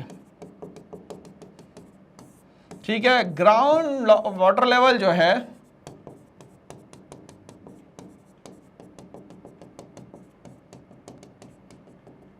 वो हम लोगों को यहां पे बढ़ाना पड़ेगा। ठीक है भाई, और हम लोगों को कम जो करना पड़ेगा वो करना पड़ेगा दोस्तों, ज्यादा से ज्यादा कंक्रीट लेवल्स को जो है वो कम करना पड़ेगा, तभी जाके यहाँ पे सीपेज हो पाएगा। और सीपेज होने के कारण हमारा जो ग्राउंड वाटर लेवल है वो वापस अपने लेवल पे यहाँ पे आ पाएगा। ठीक है, इसीलिए कहा जा रहा है कि more and more area needed under the irrigation facility. ठीक है भाई, चलिए यहाँ तक कहानी समझ में आ रही होगी। चलिए आगे बढ़ते हैं इसी के साथ क्वेश्चन नंबर 5 पे बढ़ते हैं। क्या कहता है क्वेश्चन नंबर 5 स्क्रीन पे, constructed table on the distribution of land among the 400 families of the Palampur. तो 450 फैमिली जो पालमपुर की है उसके लिए कैसा लैंड का डिस्ट्रीब्यूशन करा गया था ये हम लोगों को बताना है। ठीक है भाई, तो लगभग तो हमें याद ही है, बट एक बार हम लोग फिर भी टेबल के थ्रू समझने की कोशिश करते हैं। तो number of families land per hectare कितना होगा, यहाँ पे नंबर ऑफ फैमिली जो है लैंड के हिसाब से देखें तो 150 फैमिली जो है यहाँ पे 0% ऑफ द लैंड रखती है। मतलब कि ये सारे लोग कैटेगरी में आएंगे, कौन सी कैटेगरी में आएंगे दोस्तों यहाँ पे, तो ये आएंगे लैंडलेस लेबर्स। क्या होंगे भैया,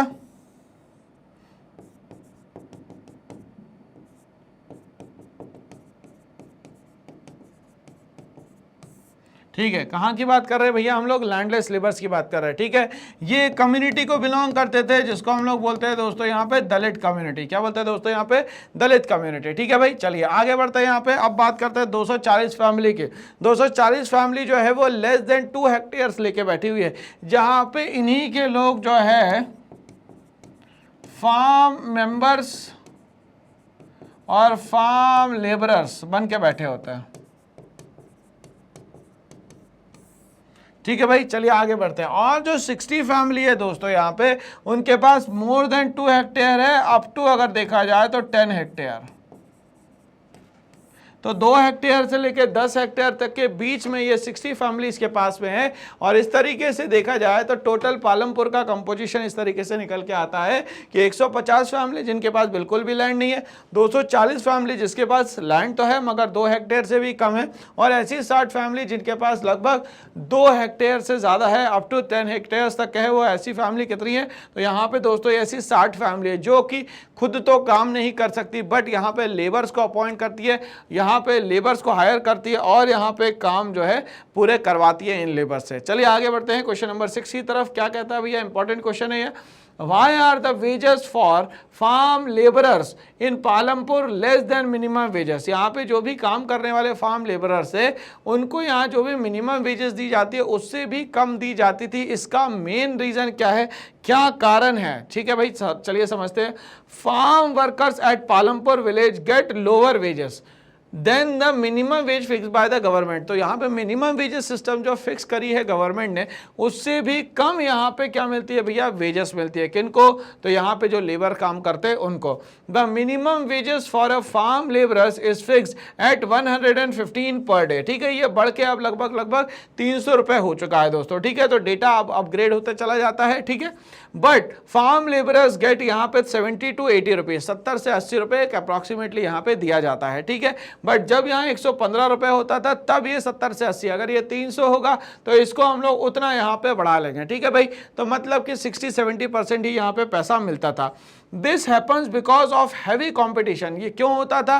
क्योंकि वहाँ पे काम करने वाले ज़्यादा लोग हैं। लगभग कितनी फैमिली है? तो 150 फैमिली है। अगर एक फैमिली में 4 लोग भी मान लेते हैं यहाँ पे, तो 15 फोर्जा अगर हम लोग करेंगे तो 600, मतलब लगभग 600 लोग जो है यहाँ पे लेबर क्लास में अवेलेबल है। अब यहाँ पे जब लेबर क्लास की पॉपुलेशन ज़्यादा होगी तो ऑटोमेटिकली यहाँ पे प्रॉब्लम हो जाएगी कि डिमांड ज़्यादा है और सप्लाई कम है। बट यहाँ तो सप्लाई ज़्यादा है, डिमांड जो है दोस्तों यहाँ पे कम है। तो यहाँ पे जो मिनिमम वेज है ये लोगों को यहाँ पे क्या हो जाएगा दोस्तों? कम मिलना शुरू हो जाएगा, ठीक है भाई। Competition for work among the farm labourers at Palampur village. और यहाँ किसकी बात हो रही है? पालमपुर विलेज की यहाँ पे पूरी तरीके से बात हो रही है, ठीक है भाई। तो मिनिमम वेजेस क्यों कम दिया जाता था, इसका कारण हमें समझ में आ गया। क्योंकि सर वहाँ पॉपुलेशन जो है लेबर्स की ज्यादा थी, सप्लाई ज्यादा थी, और यहाँ पे डिमांड लेबर्स की जो है दोस्तों यहाँ पे कम होने के कारण यहाँ पे मिनिमम वेजेस को कम किया गया, ठीक है भाई। चलिए आगे बढ़ते हैं, क्वेश्चन नंबर 7 पे आते हैं। In your region talk to the 2 labourers. अब यहाँ पे एक प्रैक्टिकल एक्सपेरिमेंट करने को बोल रहा है कि 2 लेबर से आप बात करिए। चूज इधर फार्म लेबरर और labourer working at the construction site. एक फार्म लेबर को पकड़ लेते हैं और दूसरा कंस्ट्रक्शन साइट वाले को पकड़ लेते हैं। What wages do they get? उन लोगों को क्या पैसा मिलता है? लेबर जो फार्म लेबर है उसको क्या मिलेगा, और जो कंस्ट्रक्शन साइट पे काम कर रहा है उसको क्या मिलेगा? Are they paid in cash? यहाँ पे उसको क्या कैश में सब कुछ मिल रहा है, या तो यहाँ पे इसको काइंड में मिल रहा है? Do they get work regularly? इनको क्या ये काम मिल जाता है रेगुलरली? अगर नहीं मिलता तो फिर वो क्या यहाँ पे डेप्ट में चले जाते हैं, मतलब क्या उधारी में चले जाते हैं, या वो अपनी लाइफ को बहुत ही आसानी से, बहुत ही बेहतर तरीके से जी पाते हैं। बात करेंगे हम लोग यहाँ पे अबाउट फार्म लेबरर्स। जब हम लोग फार्म लेबरर्स की बात करते हैं, are the people who work for the landlords. यहाँ पे जो फार्म लेबरर्स होते हैं ये काम करते हैं जनरली लैंडलॉर्ड्स के लिए। They work on the field allotted on the daily wages. और यहाँ पे उनको काम दिया जाता है एक पर्टिकुलर फील्ड एरिया में, वहाँ पे वो डेली वेजेस पे काम करते हैं।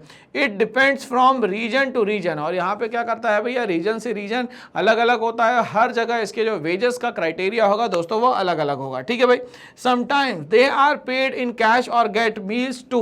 अगर मान लेते हैं कभी कभी यहाँ पे पैसे के साथ साथ यहाँ पे मील्स भी मिल जाती है, या किसी किसी जगह पे सिर्फ यहाँ पे मील्स होती है, कैश नहीं होता, या तो कैश होता है तो मील्स नहीं होते। They do not have right over the crops grown on the land. और बट यहाँ पे वो जो फार्म लैंड में काम कर रहे हैं उस लैंड पे इनका कोई भी ओनरशिप नहीं होती, बट यहाँ पे उनको दिन रात मेहनत करनी पड़ती है। About labourers working at construction sites. अब यहाँ पे अगर बात करेंगे हम लोग कंस्ट्रक्शन साइट पे लेबर जो काम कर रही है, दे ऑन डेली बेसिस। ये जो काम करती है डेली बेसिस पे होता है। And are paid in cash. और यहाँ पे बोल रहा है कि कैश में यहाँ पे सारा का सारा काम होता है for their everyday working hours. तो ठीक है, तो जो भी 8 घंटे इनके तय करे गए हैं लेबर लॉ के हिसाब से 8 घंटे काम करवाया जाएगा, उनको पैसा दिया जाएगा और टाटा बाय बाय किया जाएगा। बट यहाँ पे अगर फार्म लेबरर्स की बात करें, या तो उनको कैश दे दिया जाएगा दोस्तों, या तो उनको यहाँ पे मील दे दी जाएगी। दोनों में से एक चीज जो है प्रायोरिटी पे दे दी जाएगी, ठीक है भाई। चलिए, तो अब यहाँ पे हम लोग बात करते हैं question number next, question number 8 क्या कहता है? What are the different ways of increasing production on the same piece of land using examples to explain। अब यहाँ पे बोल रहे हैं कि एक ही जमीन है और वहां पे ही हमें प्रोडक्शन करना है, तो उसके लिए क्या तरीके होने चाहिए? तो जाहिर सी बात है उसकी फर्टिलिटी बढ़ानी पड़ेगी। फर्टिलिटी आर्टिफिशियल तरीके से फर्टिलाइजर्स डाल के बढ़ाई जा सकती है, बट नेचुरली ये आगे चल के जो लैंड है वो बन जाएगी बैरन लैंड, और यहाँ पे प्रोडक्टिविटी जो है अपने आप कम होना शुरू हो जाएगी। तो यहाँ पे यही बोल रहा है कि किस तरीके से किसी लैंड की प्रोडक्टिविटी को बढ़ाया जा सकता है। तो सोल्यूशन जो है हमें समझ में आता है, सर मल्टीपल क्रॉपिंग अगर हम लोग करते हैं तो किसी तरीके से यहाँ पे लैंड का जो प्रोडक्शन है उसको यहाँ पे बढ़ाया जा सकता है, ठीक है ना भाई। चलिए समझते हैं। The different ways of increasing production on the same piece of land are number 1 multiple cropping. It is the most common way of increasing production। यहाँ पे सबसे most common way है जिससे यहाँ पे production को क्या किया जा सकता है, increase किया जा सकता है on a given piece of land। और ये कहाँ पे बात हो रही है? given piece of land पे। Under it more than one crop is grown on the same piece of land during the year। एक particular साल के अंदर यहाँ पे बोला गया है कि उस particular एरिया में क्रॉप लगाना है, मगर अलग अलग टाइप के यहाँ पे क्रॉप लगा सकते हो आप।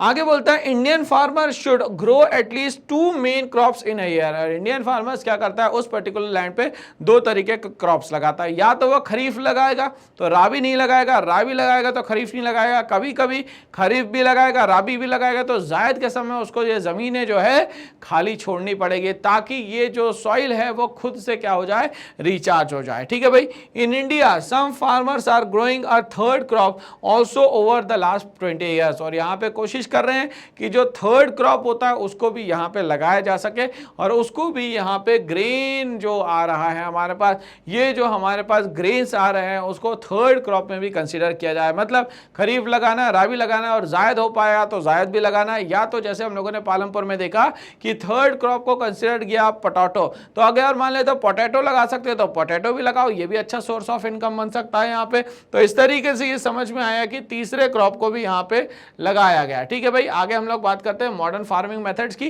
क्या होगा नया तरीका अगर हम लोग यहाँ पे खेती करना चाहते हैं तो production on the same piece of land can also be increase by adopting modern farming methods. ठीक है, या तो हम लोग क्या करें, अलग अलग तरीके से मल्टीपल क्रॉप्स को लगाए, या तो हम लोग एक काम करें जिस सीड को यहाँ लगा रहे हैं उस सीड में ही ऐसी क्वालिटी यहाँ पे इनबिल्ट कर ले, ऐसी क्वालिटी एड ऑन कर दे कि इसका जो प्रोडक्शन परसेंटेज है वो बहुत तेजी से यहाँ पे बढ़ जाए। कैसे होगा दोस्तों यहाँ पे, तो production on the same piece of land can also be increase by adopting modern farming methods. The green revolution in India 1966 और 67 के बीच में इंडिया में आता है दोस्तों। ग्रीन रेवोल्यूशन वर्ल्ड लेवल पे लाने का काम करते हैं, इसको यहाँ नॉर्मन बोरलॉग इंडिया में लाने का काम करते हैं, इसको यहाँ पे MS स्वामीनाथन। और ये जो वर्ड आ रहा है आपके सामने ग्रीन रेवोल्यूशन, ये लेके आते हैं विलियम गॉड। ठीक है भाई। तो ग्रीन रेवोल्यूशन लाया गया यहाँ पे इन India is a remarkable example of it. Under modern farming more cultivable area should be brought under HYV seeds. Modern farming में हम लोगों ने इंडिया के मोर एरियाज को यहाँ एड ऑन करने की कोशिश करें, जिसमें प्रायोरिटी बेसिस पे स्टार्टिंग जो है वो पंजाब, हरियाणा और वेस्टर्न उत्तर प्रदेश से होती है। ठीक है भाई। जिसमें हम लोग HYV सीड्स के साथ साथ में अपग्रेडेशन करने की बात करते हैं दोस्तों यहाँ पे इरिगेशन के। भाई use of simple wooden plough must be replace by tractors. अब यहाँ पे देखा गया कि जो पुराने हमारे ट्रेडिशनल मेथड्स होते थे उसमें वुडन प्लो यूज किया जाता था। क्यों? क्योंकि हमारे पास बहुत ज़्यादा रिसोर्सेस नहीं हुआ करते थे। जब रिसोर्सेस नहीं होगी तो हम लोग यहाँ पे बहुत बेहतर काम नहीं कर पाएंगे। बट यहाँ पे जो ट्रेडिशनल समय पे वुडन प्लो होता था उसको हटाया गया और लाए गए दोस्तों यहाँ पे मैकेनाइज सिस्टम के थ्रू ट्रैक्टर्स, और ट्रैक्टर से स्पीड जो है बहुत तेजी से यहाँ पे बढ़ जाती है। The increasing use of farm machinery like tractors, threshers, harvesters etcetera make cultivation faster. ठीक है। अब यहाँ पे हार्वेस्टर्स, थ्रेशर्स और ट्रैक्टर्स की मदद पे बहुत तेजी से हार्वेस्टिंग हो जाती है और हार्वेस्टिंग के बाद क्रॉप निकल के बाद उसको मार्केट में सोल्ड आउट भी किया जा सकता है। तो ये सारे जो मॉडर्न फार्मिंग मेथड्स है इसमें हम लोगों ने जिस सीड की बात करी वो थी दोस्तों यहाँ पे HYV seeds, high yielding variety seeds. Next question number 9 हमारे सामने आता है, कहता है describe the work of a farmer with 1 hectare of the land. अब यहाँ पे अगर 1 हेक्टेयर ऑफ द लैंड है तो भी काम उतना ही करना पड़ेगा, 100 हेक्टेयर्स ऑफ द लैंड है तो भी उतना ही काम करना पड़ेगा। 100 हेक्टेयर्स में इरिगेशन ज़्यादा चाहिए होगा, लेबर ज़्यादा चाहिए होगा और यहाँ पे इन्वेस्टमेंट भी बड़ा चाहिए रहेगा। बट यहाँ पे 1 हेक्टेयर ऑफ द लैंड पे अगर हम लोग बात करें तो इन्वेस्टमेंट भी कम है, लेबर भी कम है और हो सकता है प्रॉफिट मार्जिन जो है वो ज़्यादा हम लोगों को अच्छा मिल पाए। चलिए समझते हैं। A farmer with 1 hectare of land shall put under the category of small farmer। ठीक है। और स्मॉल फार्मर्स की जो कैटेगरी है वो लगभग 240 फैमिलीज थी टोटल मिला के यहाँ पे पालमपुर में। Most of the work would be done by farmers and his family members. तो यहाँ पे मैक्सिमम काम जो है या तो वो खुद फार्मर करता है या तो उसके यहाँ पे फैमिली मेंबर्स करता है। यहाँ पे इन लोगों की मेजॉरिटी हुआ करती थी यहाँ पे स्टोरी ऑफ पालमपुर में। The farmers will normally use a pair of bullocks to plough the field. But यहाँ पे टेक्नोलॉजी बहुत ज़्यादा अच्छी होने के ना कारण और यहाँ पे बहुत ज़्यादा पैसा ना होने के कारण यहाँ पे प्रॉब्लम ये हुई कि वो बुलक्स की हेल्प से पूरी की पूरी यहाँ पे खेती करता था, जो कि एक ट्रेडिशनल मेथड है और जो कि एक स्लो प्रोसेस है। यहाँ पे his family members would assist him in sowing the seeds. और यहाँ पे इस पूरे खेत में जो सीड्स लगाने का काम है उसके फैमिली मेंबर्स को दिया जाता है, उसके फैमिली मेंबर्स ही ये सारे काम को करते थे। During harvest time he may require to hire some labourers. ठीक है। तो यहाँ पे हार्वेस्ट टाइम की अगर हम लोग बात करें तो यहाँ पे कुछ लोगों को हायर किया जाता था ताकि ये सारा हार्वेस्टिंग का जो सिस्टम है टाइमली जो है एंड हो सके और यहाँ पे जो स्मॉल फार्मर्स है उसको भी थोड़ी बहुत अर्निंग्स यहाँ पे हो सके। तो स्मॉल फार्म लेबरर्स भी कहीं ना कहीं हायरिंग करके और कहीं ना कहीं मॉडर्न टेक्नोलॉजी को यूज करके अच्छी खासी खेती यहाँ पे कर सकते हैं। ठीक है, आगे बढ़ते हैं भाई।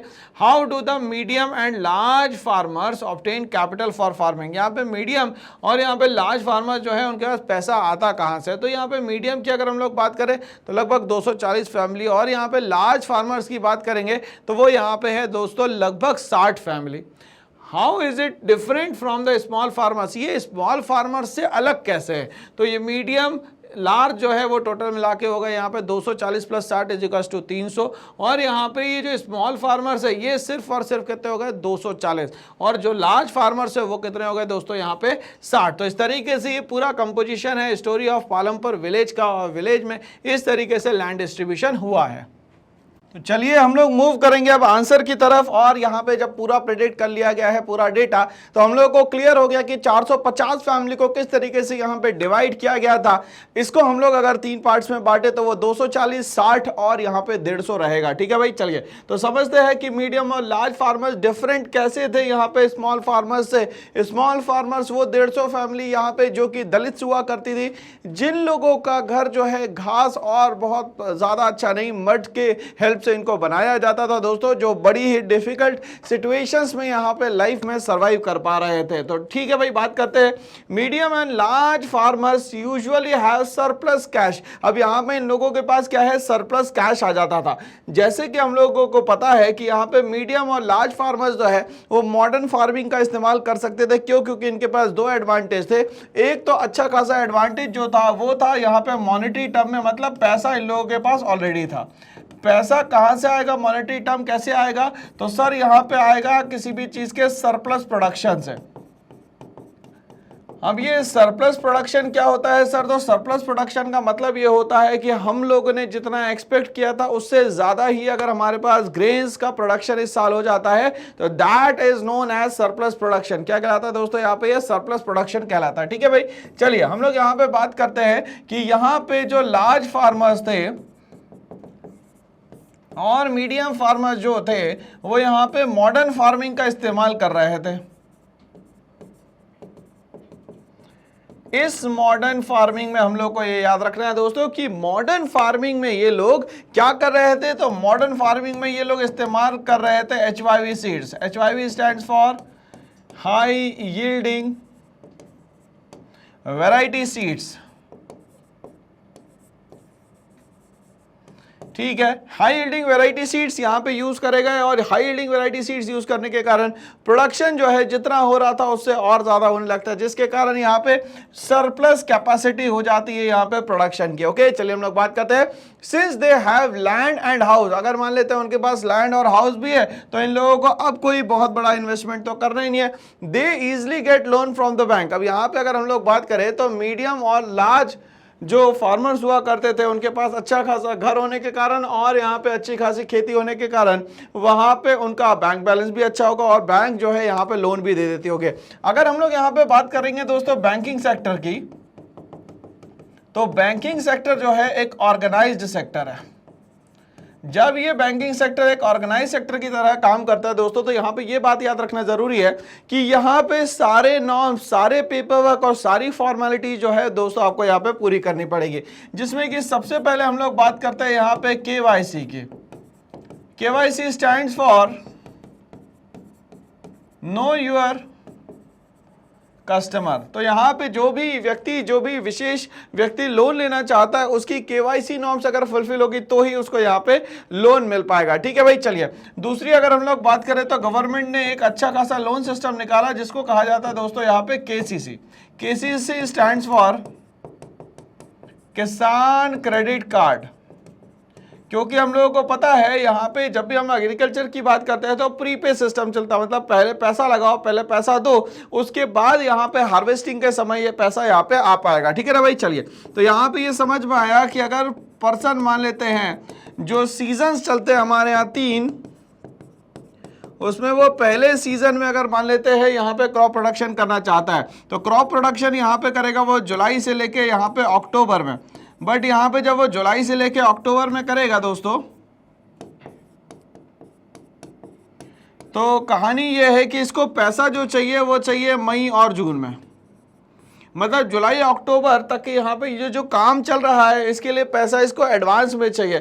एडवांस में पैसा जो है वो किसान क्रेडिट कार्ड के थ्रू मिलेगा। कैसे मिलेगा दोस्तों? तो यहाँ पे जो भी बंदा जिसके पास भी जितनी लैंड है एकड़ के हिसाब से या हेक्टेयर के हिसाब से, तो एकड़ और हेक्टेयर के अगेंस्ट में यहाँ पे लोन मिलता है। क्या मिलता है दोस्तों? यहाँ पे लोन मिलता है। ठीक है भाई, चलिए तो अगर मान लेते हैं इसने खरीफ लगा दी और इसके बाद जो सीजन आएगा वो आएगा दोस्तों यहाँ पे राबी का। किसका आएगा दोस्तों? यहाँ पे राबी सीजन आएगा। चलिए तो राबी सीजन लगभग मान लेते हैं दोस्तों यहाँ पे नवंबर से स्टार्ट होता है मार्च तक के।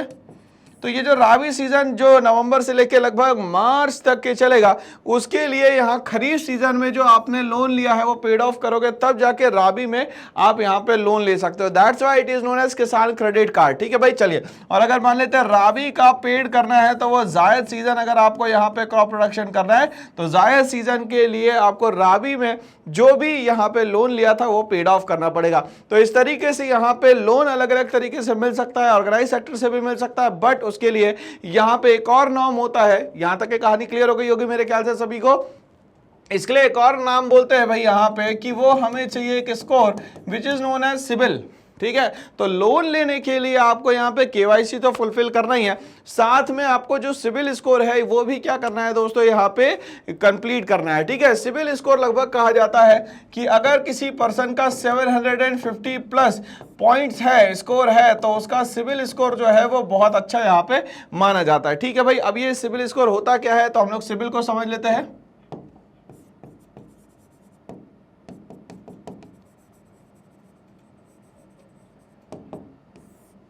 Credit information bureau of India limited. ठीक है भाई, चलिए तो सिबिल स्कोर अगर आपका 750 प्लस है तो you can get the loan और you are eligible to get the loan. But अगर मान लेते हैं ऐसा नहीं होता है दोस्तों तो यहाँ पे आप एलिजिबल नहीं होते हो किस चीज के लिए? लोन के लिए। ठीक है ना भाई, तो ये लोन किसको मिलना है? तो ये स्मॉल फार्मर्स और लार्ज फार्मर्स को यहाँ पे मिलना है दोस्तों। ठीक है भाई, चलिए तो कहानी यहाँ तक क्लियर हो गई कि स्मॉल फार्मर्स और लार्ज फार्मर्स को कहीं ना कहीं बैंक से लोन मिल सकता है, या दूसरा सबसे बड़ी बात जो है ये है कि यहाँ पे ये लोग जो है इनको लोन नहीं भी अगर मिल रहा है तो उनके पास एक्सेस जो अमाउंट रखा है, सरप्लस अमाउंट जो रखा है वो किसके? तो ये क्रॉप्स को बेच के, यहाँ फार्म प्रोडक्ट को बेच के जो पैसा मिला है वो पैसा जो है बहुत आसानी से यहाँ पे रखा हुआ है। ठीक है भाई, चलिए आगे बढ़ते हैं। Small farmers on the other hand, जब हम लोग बात करते हैं स्मॉल फार्मर्स की जो कि वेल टू डू नहीं होंगे, इकोनॉमिकल जो सिस्टम होना चाहिए, इकोनॉमिकली जो उनका बैकबोन सिस्टम होना चाहिए वो बहुत ज़्यादा कमज़ोर होगा और इकोनॉमिकली बहुत ज़्यादा ये लोग साउंड नहीं होंगे। तो small farmers on the other hand, small farmers की अगर हम लोग बात करते हैं अदर हैंड पे, may not be able to get bank loan. अब यहाँ पे जो स्मॉल फार्मर्स होंगे वो यहाँ बहुत आसानी से क्या नहीं ले पाएंगे दोस्तों? लोन नहीं ले पाएंगे। They have to depend on the local merchant, और किस पे डिपेंड होंगे दोस्तों? यहाँ पे लोकल मर्चेंट्स पे। ठीक है, और money lenders for the loan. जब यहाँ पे स्मॉल की बात करेंगे हम लोग, यहाँ स्मॉल फार्मर्स की बात करेंगे, they are dependent on the local money lenders, या तो हम लोग बोल सकते हैं लोकल ट्रेडर्स। ठीक है भाई, बट यहाँ पे जो स्मॉल फार्मर्स है वो अब पार्ट बन जाते हैं अनऑर्गेनाइज्ड सेक्टर का।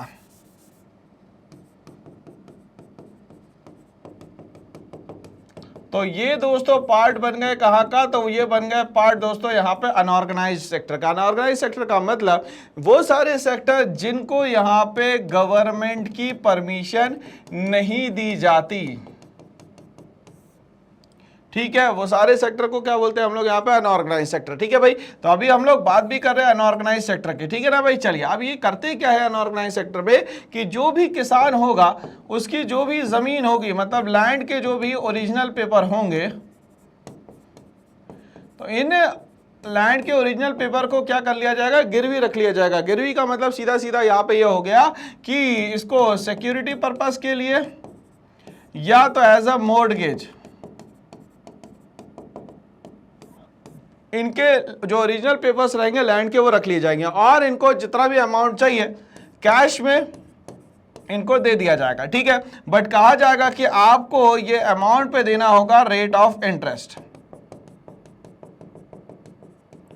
अब दोस्तों यहां पे ध्यान से समझिएगा, तो यहां पे रेट ऑफ इंटरेस्ट नहीं देना है, यहां पे दो चीजें देनी है। एक तो देना है प्रिंसिपल, जो एक्चुअल अमाउंट में आपने दिया है प्लस यहाँ पे देना है ROI।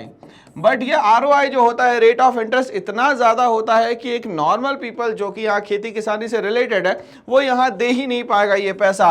और ये जब ये नहीं दे पाएगा तो इस रेट को हम लोग कहते हैं exorbitantly high rate of interest। इसमें बहुत ही डिफिकल्ट है दोस्तों कि ये लोग यहाँ पे कर पाए। अब अगर ये पे नहीं कर पाते, ये तो किसी ना किसी तरीके से इस कंडीशन में आ जाते हैं कि ये दे ही नहीं पाएंगे पैसा, तो ये डेप्ट में आ जाते हैं। और इस तरह की जो कंडीशन होती है उसको बोलते हैं यहाँ पे हम लोग डेप्ट ट्रैप, मतलब एक ट्रैप में फंस जाना जिससे जीवन भर निकलना जो है बड़ा डिफिकल्ट है। तो यहाँ स्मॉल फार्मर्स के लिए जो सर्वाइवल है दोस्तों इसीलिए डिफिकल्ट हो जाता है क्योंकि वो लोग अनऑर्गेनाइज सेक्टर की तरफ बहुत तेजी से मूव करते हैं। अब यहाँ अनऑर्गेनाइज सेक्टर की तरफ मूव करने का रीजन ये रहता है कि यहाँ पे कोई KYC की जरूरत नहीं है, यहाँ पे कोई सिविल स्कोर की जरूरत नहीं है, यहाँ पे कोई बहुत ज्यादा पेपर वर्क की जरूरत नहीं है। तो ये सब जब नहीं होगा मतलब कि यहाँ पे हैजल फ्री काम हो जाएगा, बिना किसी रुकावट के बहुत तेजी से काम हो जाएगा और तुरंत में जो पैसा चाहिए वो आपको मिल जाएगा। बट यहाँ पे एक ही कंडीशन है कि रेट ऑफ इंटरेस्ट बहुत ज़्यादा रहेगा। दूसरा, अगर आप डेब्ट ट्रैप में आ गए तो यहाँ से दोबारा बाहर निकल के कुछ काम करना जस्ट इम्पॉसिबल होगा दोस्तों, है ना। तो ये डिफरेंस हो जाता है दोस्तों। यहाँ पे जो हमारा गांव था जिसका नाम था भैया एक hypothetical village which is known as Palampur, तो यहाँ पे मिडिल क्लास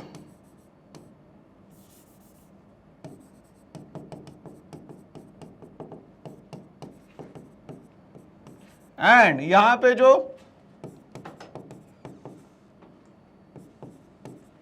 लार्ज फार्मर्स थे,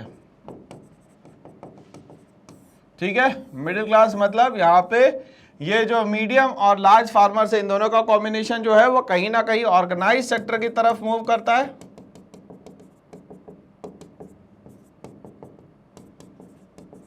बट यहां पे बात करें हम लोग तो ये जो स्मॉल फार्मर्स हैं, ये स्मॉल फार्मर्स मूव करते हैं अनऑर्गेनाइज सेक्टर की तरफ।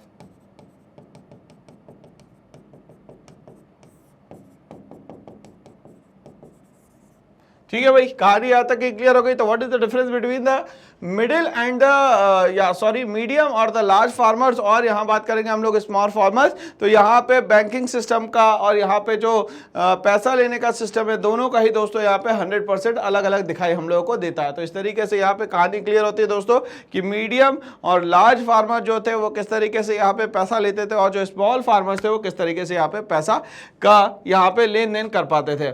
On what terms did Savita gate a loan from Tejpal Singh. अब यहाँ पे ये बोल रहा है कि एक सविता जो है फार्म में काम करने वाली फीमेल है जो कि लोन लेना चाहती है तेजपाल सिंह से। Would Savita's condition be different, अगर मान लेते हैं बात करें सविता की कंडीशन क्या यहाँ पे डिफरेंट है। If she could get a loan from the bank, अगर मान लेते हैं वो यहाँ पे लोन किससे लेती है, बैंक से लेती है at a low rate of interest. ठीक है भाई, चलिए अब ध्यान से समझिएगा। अब जब हम लोग बात करते हैं दोस्तों इंडिया के अलग अलग रिमोट एरियाज की, इंडिया के अलग अलग आइसोलेटेड एरियाज की, है ना भाई, तो चलिए कहानी कहाँ उलझ जाती है हम लोग उसको समझने की कोशिश करें।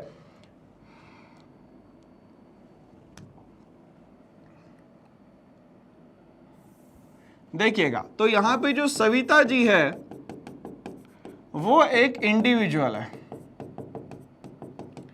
अब ये सविता जी इंडिविजुअल होने के साथ साथ ये यहां पे मार्केट में दोनों तरीके से काम कर सकती है। ये चाहे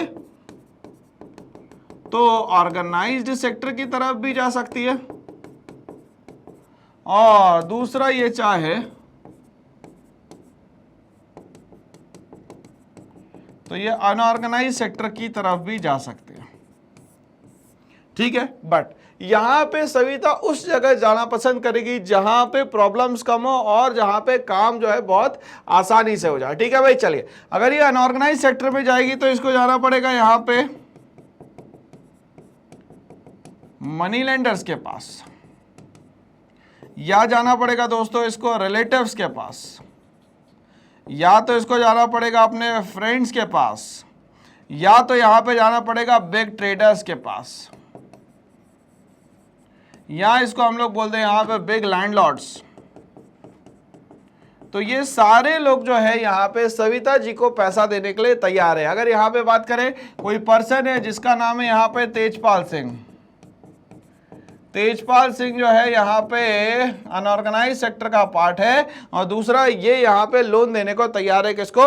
वो सविता जी को लोन देने को तैयार है। ठीक है, कंडीशन क्या बोलेगा सर ये कि यहाँ पे अगर आप हमसे पैसा लेते हैं तो रेट ऑफ इंटरेस्ट जो है वो इतना का इतना ही रहेगा। ठीक है भाई, चलिए अब यहाँ पे आपको कुछ ना कुछ क्या रखना पड़ेगा, गिरवी रखना पड़ेगा। तो आपके पास कुछ ना कुछ जो है वो मोर्टगेज में रखना पड़ेगा, नीलामी के लिए रखना पड़ेगा, या तो यहाँ पे आपको कुछ ना कुछ जो है वो सिक्योरिटी के लिए रखना पड़ेगा। तो इस तरीके से ये सारी बातें जो है, सारी चीजें जो हमें समझना जरूरी है। ठीक है भाई, जब हम लोग ऑर्गेनाइज सेक्टर की बात करते हैं तो हम लोग प्योरली बात करना चाहते हैं इंडिया में बैंकिंग सिस्टम की।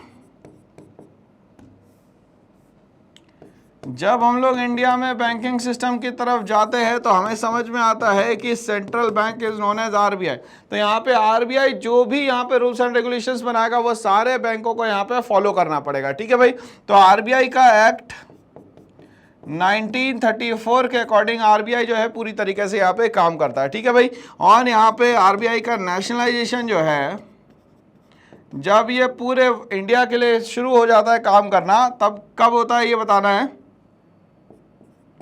तो नेशनलाइजेशन होता है दोस्तों इसका 1949 में। ठीक है भाई, तो यहाँ पे हम लोग जब सविता की बात करें तो सविता किस तरफ जाएगी? अनऑर्गेनाइज सेक्टर की तरफ जाएगी। क्यों? क्योंकि ये हैजल फ्री है, कोई प्रॉब्लम के बिना आराम से ये चीजें जो है वो काम कर सकती है। बट यहाँ पे जब हम लोग बात करेंगे ऑर्गेनाइज सेक्टर की तो यहाँ पे थोड़ा सा डिफिकल्ट है, क्योंकि सबसे पहला जो नॉर्म होगा वो यहाँ पे होगा केवाईसी, दूसरा जो नॉर्म होगा वो होगा यहाँ पे दोस्तों सिविल, है ना भाई। चलिए, तो ये सारी बातें जो है दोस्तों हम लोग को याद रखना है। ठीक है, चलिए आगे बढ़ते हैं इसी के साथ। तो अब हम लोगों को परेशानी समझना है कि सविता के साथ क्या परेशानी है और उसको किस तरीके से पैसा जो है तेजपाल जी देने वाले हैं। ठीक है भाई, समझते हैं। यहाँ पे Savita required money for buying seeds. अब यहाँ पे सविता को खेती करनी है, और खेती कहाँ पे करना है भाई? तो यहाँ पे खेती करनी है सर जमीन में, मगर कौन से सीजन में ये खेती करना चाह रही है ये इंपॉर्टेंट है ना भाई। चलिए अब हम लोग बात करते हैं कि सविता क्या करना चाहती है दोस्तों, खेती करना चाहती है। ठीक है भाई, तो सविता खेती करना चाहती है, तो इसके लिए हमारे पास मेनली अभी 2 सीजन है। ठीक है, पहला सीजन जो है वो दोस्तों आएगा यहाँ पे खारिफ, और दूसरा सीजन जो है वो आएगा दोस्तों यहाँ पे राबी। ठीक है, अगर मान लेते हैं वो मानसून के साथ में यहाँ पे खेती करना चाहती है तो यहाँ पे उसको मिल जाएगा दोस्तों यहाँ पे खरीफ सीजन। बट यहाँ पे वो मान लेते हैं मानसून का जो इकट्ठा पानी है उस पर काम करना चाहती है, तो ये हो जाएगा दोस्तों यहाँ पे राबी सीजन। ठीक है भाई, चलिए तो ये बोल रहे हैं कि Savita requireds money for buying seeds. अब सविता की जो रिक्वायरमेंट है वो ये है कि मुझे अपने खेतों के लिए जो है वो सीड्स खरीदना है। क्या खरीदना है? सीड्स। फिर खरीदना है इसको फर्टिलाइजर्स। अब फर्टिलाइजर्स कैसे मिलेगा दोस्तों? तो यहाँ पे फर्टिलाइजर जो है या तो डीएपी मिलेगा या तो यहाँ पे एनपीके मिलेगा। ठीक है भाई, चलिए आगे बढ़ते हैं। एंड पेस्टिसाइड्स भी खरीदना है, and water for irrigation. Water for irrigation तो नहीं खरीद सकती, मगर ये क्या खरीद सकती है भाई? इलेक्ट्रिसिटी। और इलेक्ट्रिसिटी से क्या हो सकता है? ट्यूबवेल यहाँ चल सकता है, और ट्यूबवेल या बोरवेल्स अगर चलेगा तो जाहिर सी बात है यहाँ पे इरिगेशन फैसिलिटी होने के कारण बहुत अच्छा कल्टिवेशन, बहुत अच्छी एग्रीकल्चर यहाँ पे की जा सकती है। ठीक है भाई, चलिए आगे बढ़ते हैं। She also needed money for repairing her farm instrument। But यहाँ पे सिर्फ और सिर्फ ये जो इनपुट है ये नहीं चाहिए, इसके अलावा भी कुछ और पैसा चाहिए ताकि वो अपने यहाँ के जो भी टूल्स है, इक्विपमेंट्स है, उन सारी चीज़ों को क्या कर सके, यहाँ प्रॉपरली खरीद सके। ठीक है भाई, या उसको रिपेयर कर सके। So she needed to borrow money from the Tejpal. अब यहाँ पे दोनों उसकी ज़रूरत हो जाती है, एक तो एग्रीकल्चर की ज़रूरत हो जाती है और दूसरा जो है उसके जो फार्म इक्विपमेंट रखे रहते हैं, मतलब कि यहाँ पे उसकी जो फिक्स कैपिटल रहती है उसके लिए यहाँ पे और पैसा चाहिए ताकि वो जितनी भी मशीनरी है और ये सारी चीजें हैं उनको क्या कर सके, रिपेयर कर सकते हैं यहाँ पे प्रॉपरली। ठीक है भाई, चलिए आगे बात करते हैं। Tejpal Singh agreed to give the loan of ₹3000। और तेजपाल जी जो है वो एग्री हो जाते हैं सविता जी को पैसा देने के लिए और बोलते हैं कि ठीक है भाई मैं एग्री हूं और मैं आपको कितना दे दूंगा, 3000 रुपये दे दूंगा at an interest rate of 24% for a 4 month. उसने कहा कि टोटल मिला के 4 महीने का जो परसेंटेज होगा वो 24% होगा टोटल अमाउंट का। ठीक है ना ना भाई। तो 3000 का 24% इसको देना, मतलब लगभग 1/4 ही मान लें हम लोग यहाँ पे, मतलब 25%। तो 3000 का अगर हम लोग मान लेते हैं फॉर एग्जाम्पल 1/4 करते हैं तो कितना होता है दोस्तों, 1250 होता है, मतलब 1250 होता है। तो लगभग 750 होता है। तो 750 के लगभग उसको क्या देना है यहाँ पे, लोन के साथ क्या देना है भैया, इंटरेस्ट भी देना है। देखो एक तो प्रिंसिपल अमाउंट देना ही देना है, साथ में उसको क्या देना है यहाँ पे, इंटरेस्ट देना है। Of 4 month he also got her to agree to work on his field. अब यहाँ पे ये भी बोल दिया उसने कि अगर वो चाहे तो मैं उसकी फील्ड पे काम करने को भी तैयार हूँ, बट यहाँ पे मेरे को जो अमाउंट चाहिए वो मुझे एज इट इज मिल जाए। Field during the harvest season for the 35 a day, और यहाँ पे लेबर लॉ के हिसाब से बिल्कुल अलग रेट है, और 35 रुपीज पर डे के हिसाब से ये जो सविता जी है काम करने को तैयार है। क्यों? क्योंकि इनके पास कोई भी अदर सोर्स ऑफ इनकम ना होने के कारण इनके 100% डिपेंडेंसी जो है वो सिर्फ और सिर्फ किस पे बनी हुई है दोस्तों, तो बनी हुई है एग्रीकल्चर पे। चलिए आगे बढ़ते हैं। Savita's condition would have been better if she could get a loan from the bank. मगर सविता की कंडीशन और अच्छी हो सकती है, बेहतर हो सकती है जब वो किसी सरकारी बैंक से, मतलब गवर्नमेंट के बैंक से यहाँ पे लोन लेती है। अगर गवर्नमेंट बैंक से लोन लेती है तो उसको सब्सिडीज भी मिलेगी और भी बहुत सारे फायदे हैं जो इसको यहाँ पे मिलने वाले हैं। The bank would have provided her the loan at low rate of interest. अब यहाँ पे जो सरकारी बैंक है जिसको हम लोग बोल सकते हैं यहाँ पे पब्लिक सेक्टर अंडरटेकिंग्स, ठीक है ना भाई, तो यहाँ पीएसयू जितने भी है वो सारे के सारे मिनिमम रेट ऑफ इंटरेस्ट पे आपको यहाँ पे लोन देंगे, ठीक है भाई। चलिए, बट प्राइवेट सेक्टर तो हमें पता है to earn more and money, मतलब पैसा कमाने के लिए बैठा हुआ है, वो पैसा लगाएगा तो पैसा कमाएगा। बट यहाँ सरकारी कंपनियों में ऐसा नहीं है, ये तो लोगों की सेवा के लिए बैठी हुई, मतलब सोशल वेलफेयर के लिए बैठी हुई है। जब ये सोशल वेलफेयर के बैठी होगी तो यहाँ पे इनको जो रेट ऑफ इंटरेस्ट है ये बहुत ही मिनिमम, बेयर मिनिमम यहाँ पे देना पड़ेगा। अगर मान लेते कोई पर्सन डिसेबल है तो उसके लिए कुछ रिलैक्सेशन हो सकता है, एक आर्मी पर्सन है उसके लिए रिलैक्सेशन कुछ हो सकता है, मान लेते सिंगल वुमेन है, सिंगल पेरेंट है तो उसके लिए हो सकता है। तो यहाँ पे क्राइटेरिया सबके लिए अलग अलग है कि किसको कितना रेट ऑफ इंटरेस्ट देना है। बट बैंक जो होता है generally low rate of interest पे काम करता है ताकि ज्यादा से ज्यादा लोग उससे यहाँ पे लोन ले सके, ताकि उसका सोर्स ऑफ इनकम बना रहा है। Moreover, Savita could have devoted more time on her own fields। मगर यहाँ सविता ने एक दिमाग लगाया, दूसरों के यहाँ काम करने से अच्छा, दूसरों से काम करवाने से अच्छा कि खुद काम करेंगे तो ज़्यादा हो जाएगा, बेहतर हो जाएगा और हमारा टाइम भी जो है सेव हो जाएगा। Savita could have devoted more times on her own field. तो इसने क्या करा, सबसे ज़्यादा समय अपनी खुद की ज़मीन पे देने शुरू कर दिया, own fields instead of working for Tejpal Singh as a farm labour. तो वो चाहेगी कि वो खुद का काम करे, खुद को पैसा मिले, बल्कि वो तेजपाल चाहता है कि वो पैसा देगा तो यहाँ पे वो काम भी करेगी। क्यों? क्योंकि वो पैसा पेड ऑफ तो कर नहीं पाएगी दोस्तों यहाँ पे।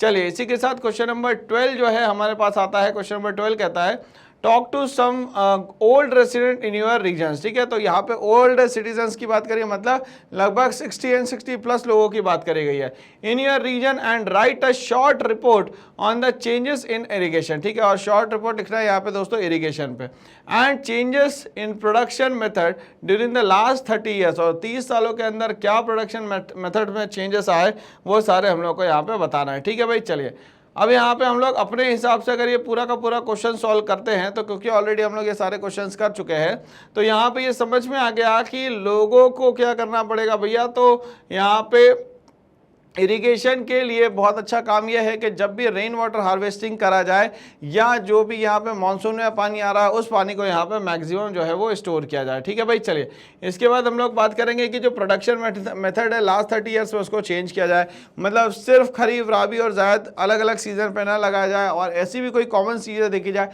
जो हर सीजन में यहाँ पर लगाई जा सकते हैं। ठीक है भाई, तो यहाँ पे अलग अलग तरीके से प्रोडक्शन मेथड हम लोग को याद करने हैं। ठीक है भाई, चलिए आगे बढ़ते हैं। क्वेश्चन नंबर 13 पे मैं आता हूँ। What are the non-farm production activities taking place in your region? Make a short list। अब यहाँ पे पूछ रहा है कि आपके एरिया में कौन कौन से लोग रह रहे हैं जो कि यहाँ पे खेती तो कर रहे हैं मगर खेती से वो डायरेक्टली रिलेटेड नहीं है, वो नॉन फार्म प्रोडक्शन है।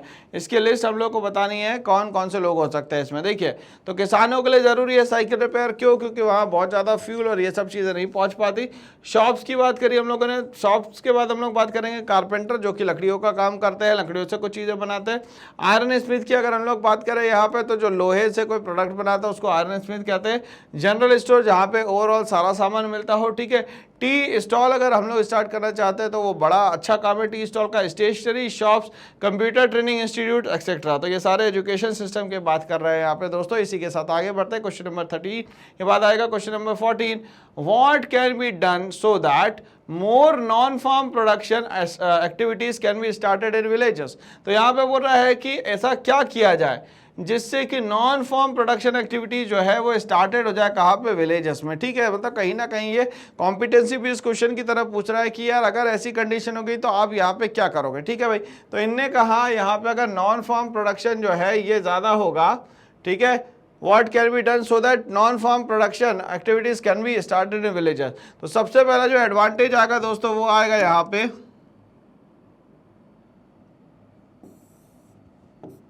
कि हमें एबंडेंस में रिसोर्सेस अवेलेबल हो जाएगी, हमें अच्छी खासी क्वांटिटी में यहाँ पे लेबर मिल जाएंगे। थर्ड वन इज अच्छा खासा यहाँ पे हम लोग को मिल जाएगा फाइनेंशियल सपोर्ट, और वो अलग अलग तरीके से मिल सकता है, या तो पब्लिक सेक्टर के बैंक से मिल सकता है या तो प्राइवेट सेक्टर के बैंक से मिल सकता। तो यहाँ पे बहुत सारी चीज़ें हैं जो कि यहाँ पे नॉन फार्म प्रोडक्शन को भी यहाँ पे जो है सपोर्ट करती है। क्या करती है दोस्तों, नॉन फार्म जो प्रोडक्शन है उसको भी क्या करती है दोस्तों यहाँ पे सपोर्ट करती है। तो इस तरीके से समझ में आ रहा है कि जो नॉन फार्म प्रोडक्शन एक्टिविटीज़ को गाँव में कैसे स्टार्ट करना है। तो यहाँ पे लोगों को बोला जाए कि भाई आप लोग जो माइग्रेशन कर रहे हैं ना इन सर्च ऑफ जॉब, वो एक लिमिट तक के चलेगी, उसके बाद यहाँ पे ख़त्म हो जाएगी। ठीक है भाई, उसके बाद क्या करना पड़ेगा, अपनी जगह पे वापस आना पड़ेगा। तब क्या करोगे भाई, तो यहाँ पे क्लियर हो गया कि भाई लोग माइग्रेशन करके भी कहीं ना कहीं अपना नुकसान कर रहे हैं। हो सकता है कभी अमाउंट ज़्यादा मिल जाए और कभी हो सकता है नौकरी ही चली जाए।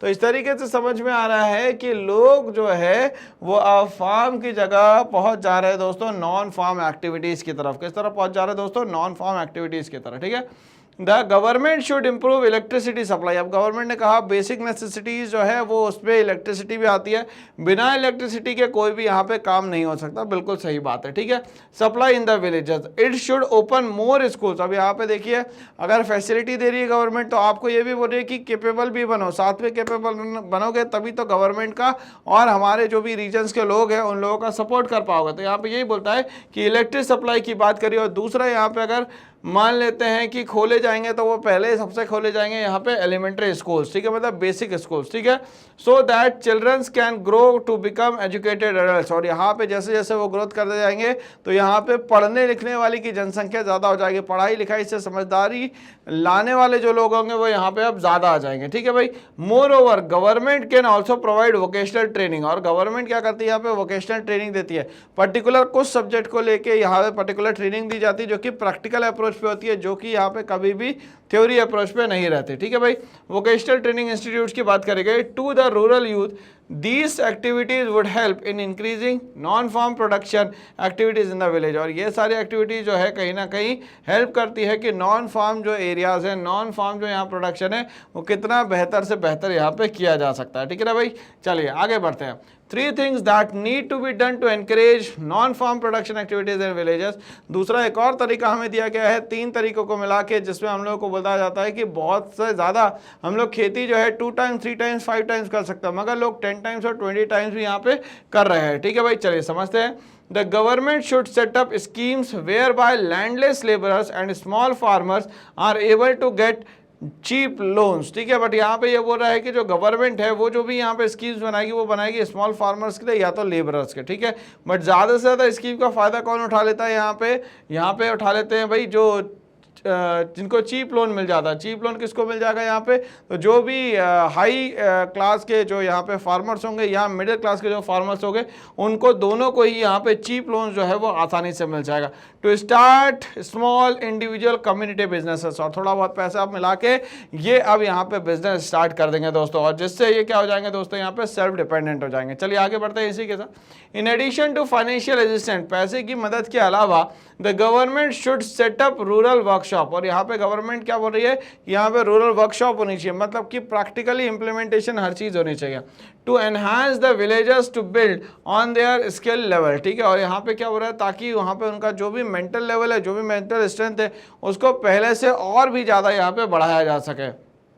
The government should also work towards improving the infrastructure, government और एक काम करती है ताकि यहाँ पे क्या हो जाए, इंफ्रास्ट्रक्चर डेवलप हो जाए of villages, so that the rural parts of the country are well connected. इसके कारण क्या हो जाएगा, जो रूरल एरियाज है अर्बन एरिया से कनेक्ट हो जाएगा, तो यहाँ पे जो गैप क्रिएट हो रहा था ये गैप जो है 100% खत्म हो जाएगा। Okay, of villages so that the rural parts of the country are well connected to the urban areas। इससे हमारा जो रूरल एरिया और अर्बन एरिया है वो बहुत तेजी से कनेक्ट होगा, ट्रांसपोर्टेशन फास्ट होगा, ट्रांसपोर्टेशन फास्ट होने से वेजिटेबल्स या जो भी पेरिशेबल गुड्स है वो यहाँ पे खराब नहीं होंगे। तो इस तरीके से हमें समझ में आया कि एनसीईआरटी जो कि बैकबोन होता है सीबीएसई के एग्जामिनेशन का, ये हमारे लिए बहुत ज़्यादा इंपॉर्टेंट है। ठीक है भाई, तो इस साल सेलिएंट फीचर्स में लेके आई ये team definite success Pathshala, online classes, live classes, DPP, hand written notes और स्टडी मटेरियल। बट ध्यान रखिएगा, पढ़ेगा इंडिया तभी बढ़ेगा इंडिया। तो इस चैनल को लाइक शेयर सब्सक्राइब करना ना भूले। टेंग टेंग, समझ में आया यहाँ तक के? Thanks for watching and all the best.